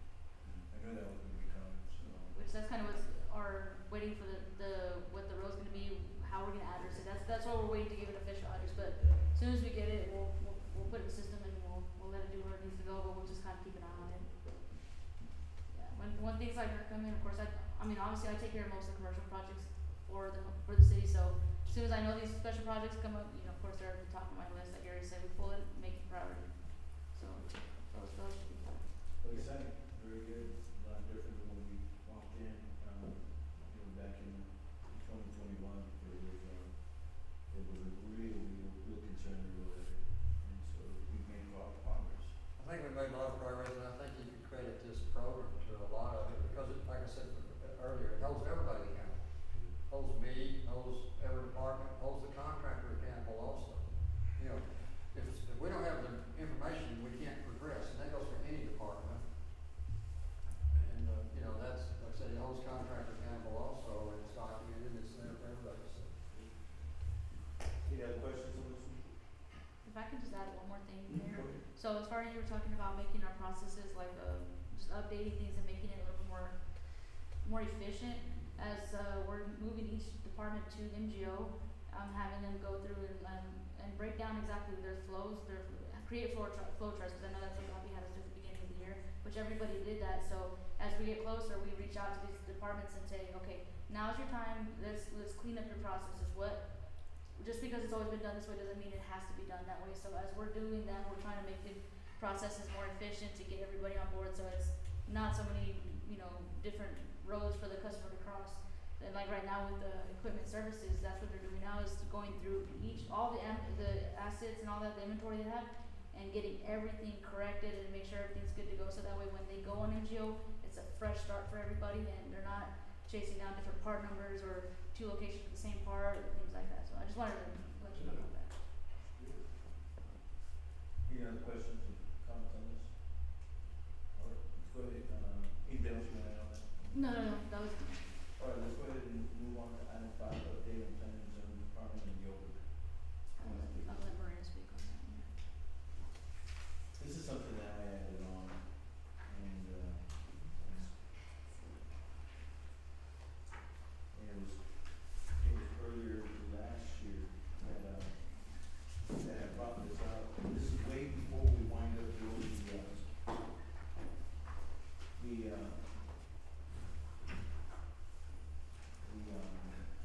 the carport overlay.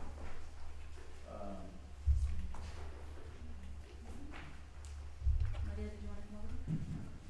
And so,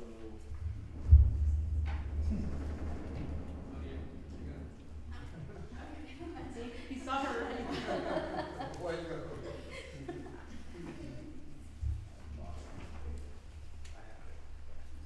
I'll let you stand right here since it's a little closer. so roughly about a year, 2 years, maybe a year, 2 years ago, I had a discussion with a couple where they lost their daughter in an accident where the boyfriend had been served way too much alcohol in one of the bars there on 8th Street. And it started becoming a problem there for a while. We started having a lot of accidents on 8th and Grandview. This accident happened on the 2nd and Tanglewood. Then kind of brought it up, talked a little bit about it, wound up getting a lot of calls because we started becoming concerned about Grant Street downtown becoming kind of like a, what's that street in Austin? 6th Street. 6th Street, Bourbon Street.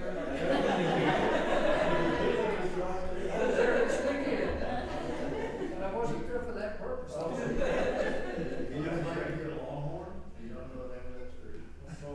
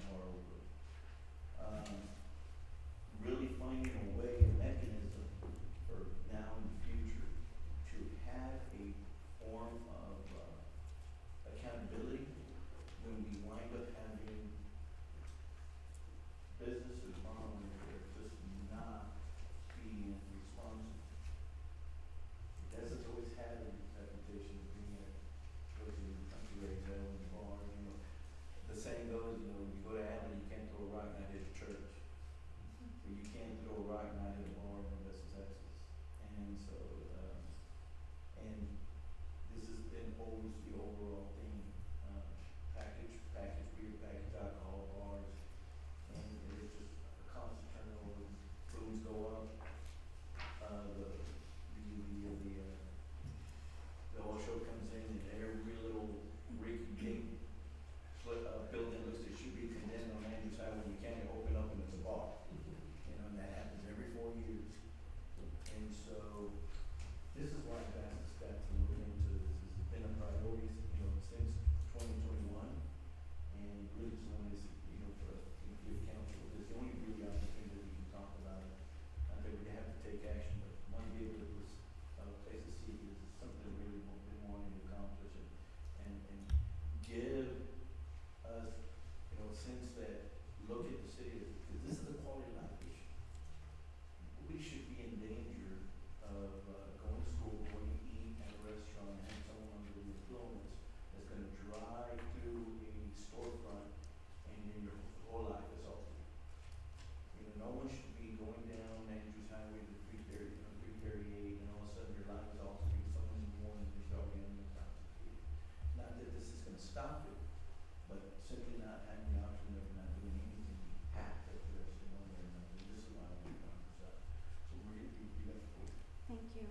So as the mayor has indicated, we were directed to research and determine if, and regulate the bars downtown in the overlay district. However, our research resulted in that we only have one actual bar.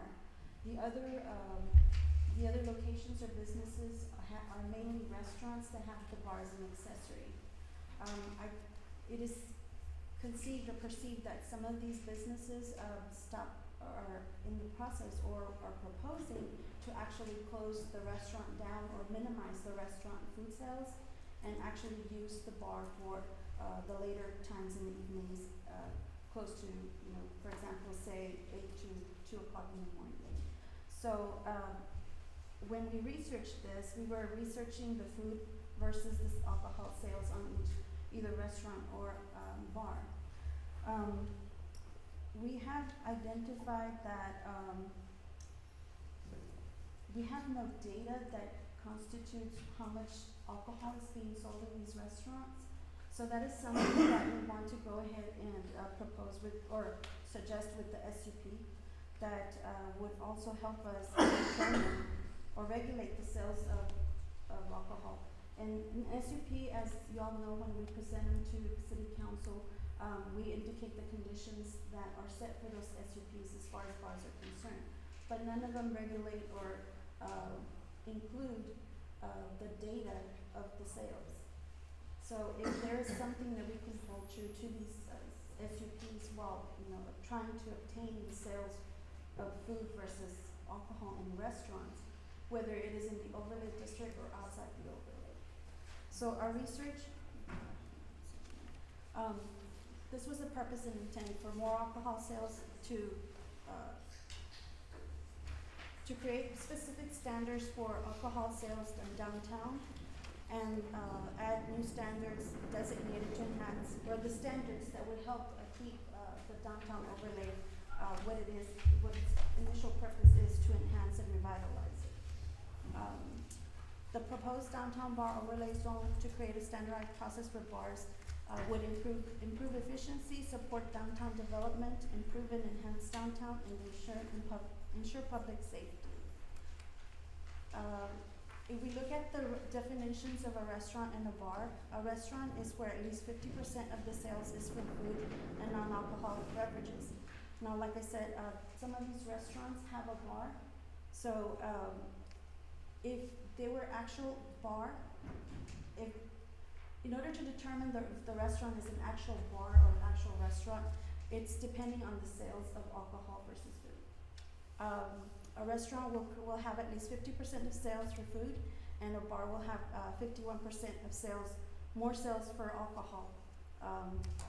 These are percentages according to the Texas Alcoholic Beverages Code and Administrative Code. Now, do we want to increase the food sales to be 60% or more for them to qualify as a restaurant? So do we wanna increase the sales of food to 60% instead of the 50% in order to determine if they're actually a restaurant? We are we are considering adding or suggest adding a new definition for brew pubs, which may be a restaurant or a bar, but where owner brews their own beer on site. Right now, what is the, classification for, he said there's only one bar in Yes, downtown, which it's is the house. Mhm. About for, that wine, homemade wine. So, yeah, Downtown Wines has they also sell food, they're also a restaurant. So we don't have, whenever they came in, it's actually a retail, considered retail and not a bar.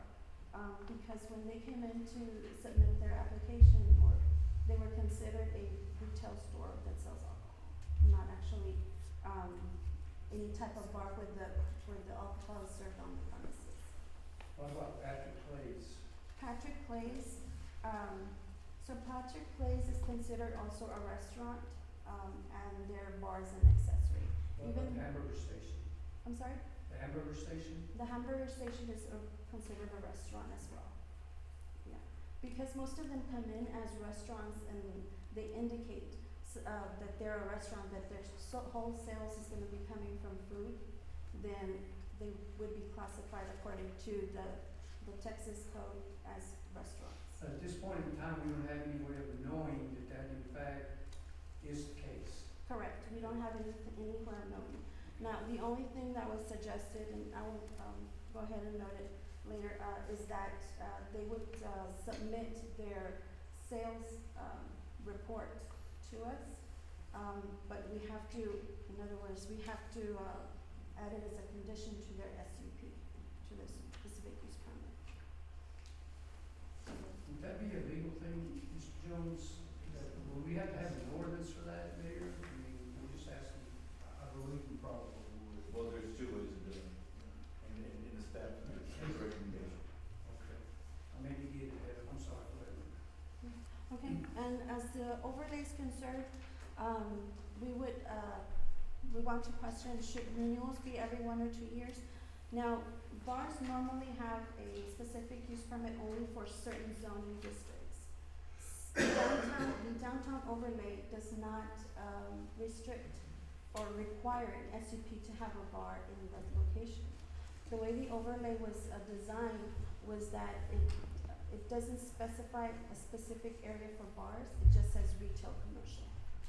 So, if we were to, propose an SUP, which, gives restrictions and conditions, would we want them to have that, SUP expire for granted for 1 year or 2 years? And after its expiration date, should renewals go back to council, or can they be approved by planning manager? Also, should bars outside of the downtown require SUPs? Now, like I said, sometimes, some of the bars or some of the locations, zonings, outside of the downtown area require specific use permits, but it doesn't apply for all of them, all zonings.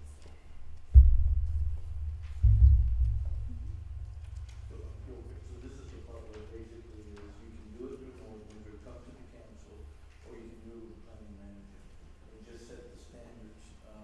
Basically, all this is set up for a discussion, just like we did with the overlay. If the council is resisting move forward, we need to go over this meeting and get feedback from the community. Just like we did with our overlay, and there will be feedback, both positive, negatively, and neutral. And so this is just a working, this is just a kind of a blueprint, to go on.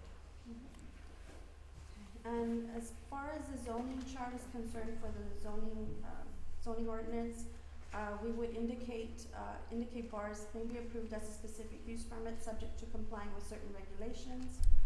And as far as the language for a bar, previously the ordinance had it as tavern or lounge, but we will change that to bar to make it more specific to what they're doing, to what type of business they're bringing in. Okay, determining the downtown bar overlay boundary. So there's two boundaries. Option one is between 10th Tom Green Avenue, First Street, and Washington Avenue. Option two is between 10th and Hancock Avenue and First Street and Boulder Avenue. The shade or the dashed portion to the southeast, those are some of the properties or area that the city has kind of considered purchasing. So that would be a question whether the bar overlay were to be in either of these options. Imagine this, don't imagine Odessa what it is in the downtown, this whole area of what it is today, but what potentially it could be in the future. So as we continue to move forward with the downtown redesign, post office goes with combination of the city candy facility, parking garage, new library, and new public space, which will redefine everything around it. As we continue to move forward with downtown living, it will change the whole dynamics of it. And so, in order to continue to be attractive for living, you don't want the whole area to be able to have a sense of control that you want to be able to have. Because right now we don't have anything as far as, it's all retail. And so, this is not just looking at it as downtown is, but what it could be in the future. If you go down there on a Friday, Saturday night, it's getting real busy downtown. One of the things that you see on the aftermath is a lot of broken miles. The thing is that people are walking out with beverages, or they showing up with beverages. So right now there's no control. And you start seeing that increase. And the biggest part of this is that you wind up in discussion that say we get to a plan that works. And they'll never be 100%. Here's the hardest part, enforcement. And so the thing, and so in the end, I like for some of the staff to, we had more discussion, I wanted to be able to talk about personally how, what they've seen, you can see, and also the SUPs. So go ahead. And that was, that was gonna be my next question, was how are we gonna enforce this? We can't enforce what we have right now, it's more lax. How are we gonna enforce something that's gonna be more rigid? Well, that's something that's also addressed in here, how far the council can go into finding what other cities do, where we're not using PD, but security, we can require that to 8 p.m. to 12 p.m. Yes. Yeah. Okay, so, before we get to your question, Ms. Baca, the options for regulations, within the overlay would be 12 allowed within the overlay zone. Do we want a maximum number? So 12, Jeff has prepared this for us, so he has indicated 12, and the way he came up with this number is they would be 300 feet from each bar, in the overlay district. Now, also, do we want to allow more on the block, or do we want a maximum size or width of the businesses themselves in order to allow for bars to count as 2 bars as if more than 100 feet wide, and by that he means by the business width. Okay. The separation distance, whether according to TABC, it is 150 feet from the residential zoning except in a mixed-use building, and 300 feet from school, church, or hospital. And that's already, like I said, that's already required by state. So those are the questions to ask. Those are the questions to ask whether how we want to separate these bars or how we want them laid out in the overlay. The approval criteria, compliance. They must comply with TABC, IBC, and IFC. As far as outdoor patios are concerned, if they were to be allowed, there would have to be an 8-foot fence and facing residential zone. We would need a street use permit in public right of way, maintain 5-foot clear sidewalk. For security purposes, and you were asking compliance, security, a guard would be suggested between 8 p.m. and 2 a.m. or at the discretion of council, or no security, or we would consult with Chief Gerke, and see what his recommendations were. As far as lighting and parking, I think, well, this probably would be essential, for lit entries, parking, patios. Since Central Business One, which is mainly the overlay district, there are no parking requirements, but parking must be within 300 feet in areas outside of the downtown overlay, and those are only, zoning areas or zones where, bars are allowed without an SUP. The revocation or suspension. Council can revoke or suspend permit if bar fails to install or maintain any requirement of approval, fence or lights. Also, the council can recommend, revocation or suspension if minor issues such as, these can be resolved by the departments, but repeated offenses, suspension is an option. City code offense, noise complaints, bar owner or patron has committed a criminal act, and that would be a consultation with Chief Gerke and see his recommendations. If the TABC license has been revoked, then an automatic suspension would apply. But these are questions to ask or think about as far as how to revoke or suspend any bars that non-compliance. Other regulations to consider: compliance checks and regular enforcement of establishments. We did kind of research some incentives that can be proposed, and mainly those are for, in order to shed light on the positive aspects of the ordinance, the following incentives would be created for business owners who are in compliance, and in turn would also set an example for other businesses. The tax breaks would offer incentives on reductions for businesses that implement and maintain responsible alcohol service programs. Grants and subsidies provide grants or subsidies for training programs that focus on responsible serving practices and alcohol awareness.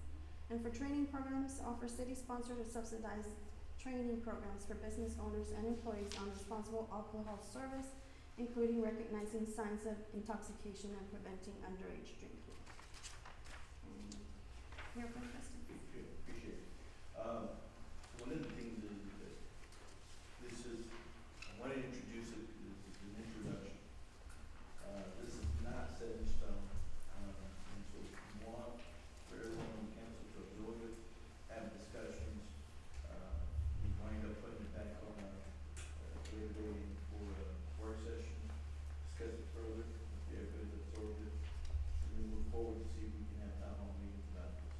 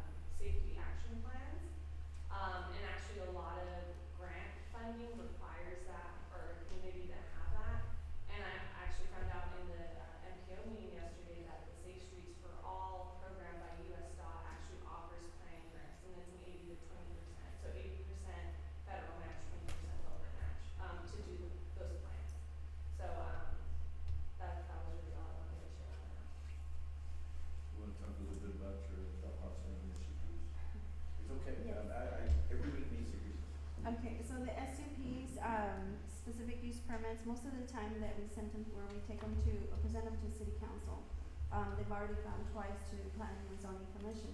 To planning and zoning commission and then of course to city council. However, most of the, what we enforce, or what I look at when we enforce, bars, with SUPs outside of the overlay district is mainly parking. CB1 downtown overlay does not have any parking. However, we could use more, restrictions, instead of that parking. Sometimes, like Jeff had suggested on his presentation, that we could, do security, something that we have not seen downtown at all. That would answer some of Mr. Martha's concerns about, how do we enforce that? Well, security could be there from a certain time to a certain time. Also, SUPs can, help regulate the amount of sales. In other words, if your bar is doing great the first year and, there's no complaints, no, violations or anything like that, of course, you know, you would need to submit or previously submit some type of documentation indicating, if your bar is combined with a restaurant, what's the more sales that you have there? Something that would restrict them from having a full bar also. There's a lot of things that we can go ahead and add as conditions to an SUP. We really want to look at other cities and, like Christina said, other communities, so we can go ahead and add, see what we can apply here and would be more effective. One thing I might add to that in having the business submit documentation to verify their sales. One thing that is, trackable that they can submit is their sales tax data. So there's a sales tax for food and then there's a separate sales tax for mixed beverage. And that's something that we can also obtain access to through the comptroller, so if we ever wanted to verify if they were telling the truth, we could do that. And that's something that we can add as a condition every 6 months in between the 2-year permit that we have. As far as also, enforcement, I do know that the fire marshal's office does go and, check the bars, you know, for their occupancy. There's several things, so we can involve, fire marshal's office in the discussion and see what their thoughts are, maybe something that they might also be willing to add to that. What was the stats, you know, Odessa for, 27.65. and that's for DWIs? What's that? What was that for again? I'm sorry. For DWIs? Fatalities, I do. Yeah, fatalities. Yeah, fatalities. You're how long? 27.46 drunk driving fatalities. That's just drunk driving. That between 2018 and 2022, there were 31 fatal drunk driving accidents in that time. The closest city from this study, and it's all over the internet, this is probably the latest, it came out in June. The closest city to us was 18.15. I like Midland it. came in at 14.13. Yeah, I like the research to see what Lubbock, San Angelo, and Midland are doing. Because all of their downtowns are growing, and there's more bars being put downtown, but yet they're having less, their numbers are less than ours, so. I mean, it's just kind of see what they're doing, and if it's working, it's kind of mimic that. You know, we wind up having a huge workforce, transplant, they're coming in, you got a lot of men working here, you know, and I mean, I'm not saying it's just one particular area, but, this is not something that it's just always been consistent. And you're right, when you look at Lubbock, the University, city, what is it that they're doing?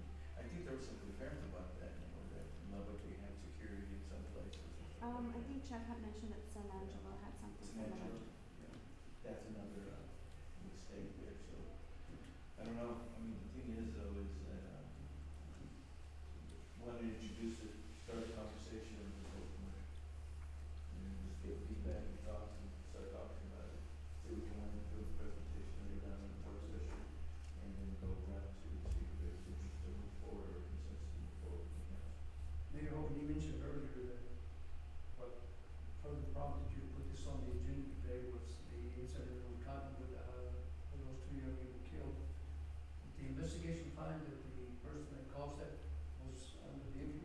No, and I said it wasn't necessary that they're gonna do by the stop sign.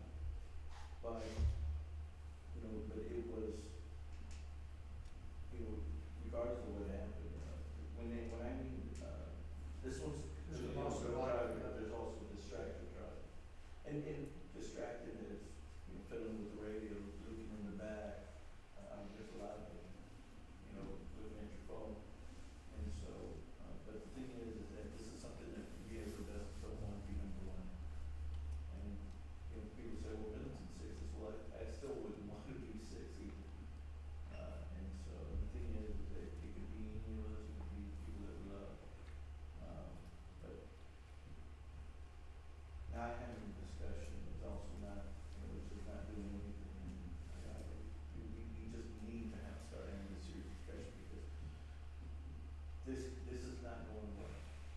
And so this is why I wanted to bring it up. And is there anything else? All right. So, anything else that everybody wants to add on? You want to talk about? I think it's a positive move for the community, projecting our future, that it's ridiculous not to look at it and to mold us and to guide it to where it's going.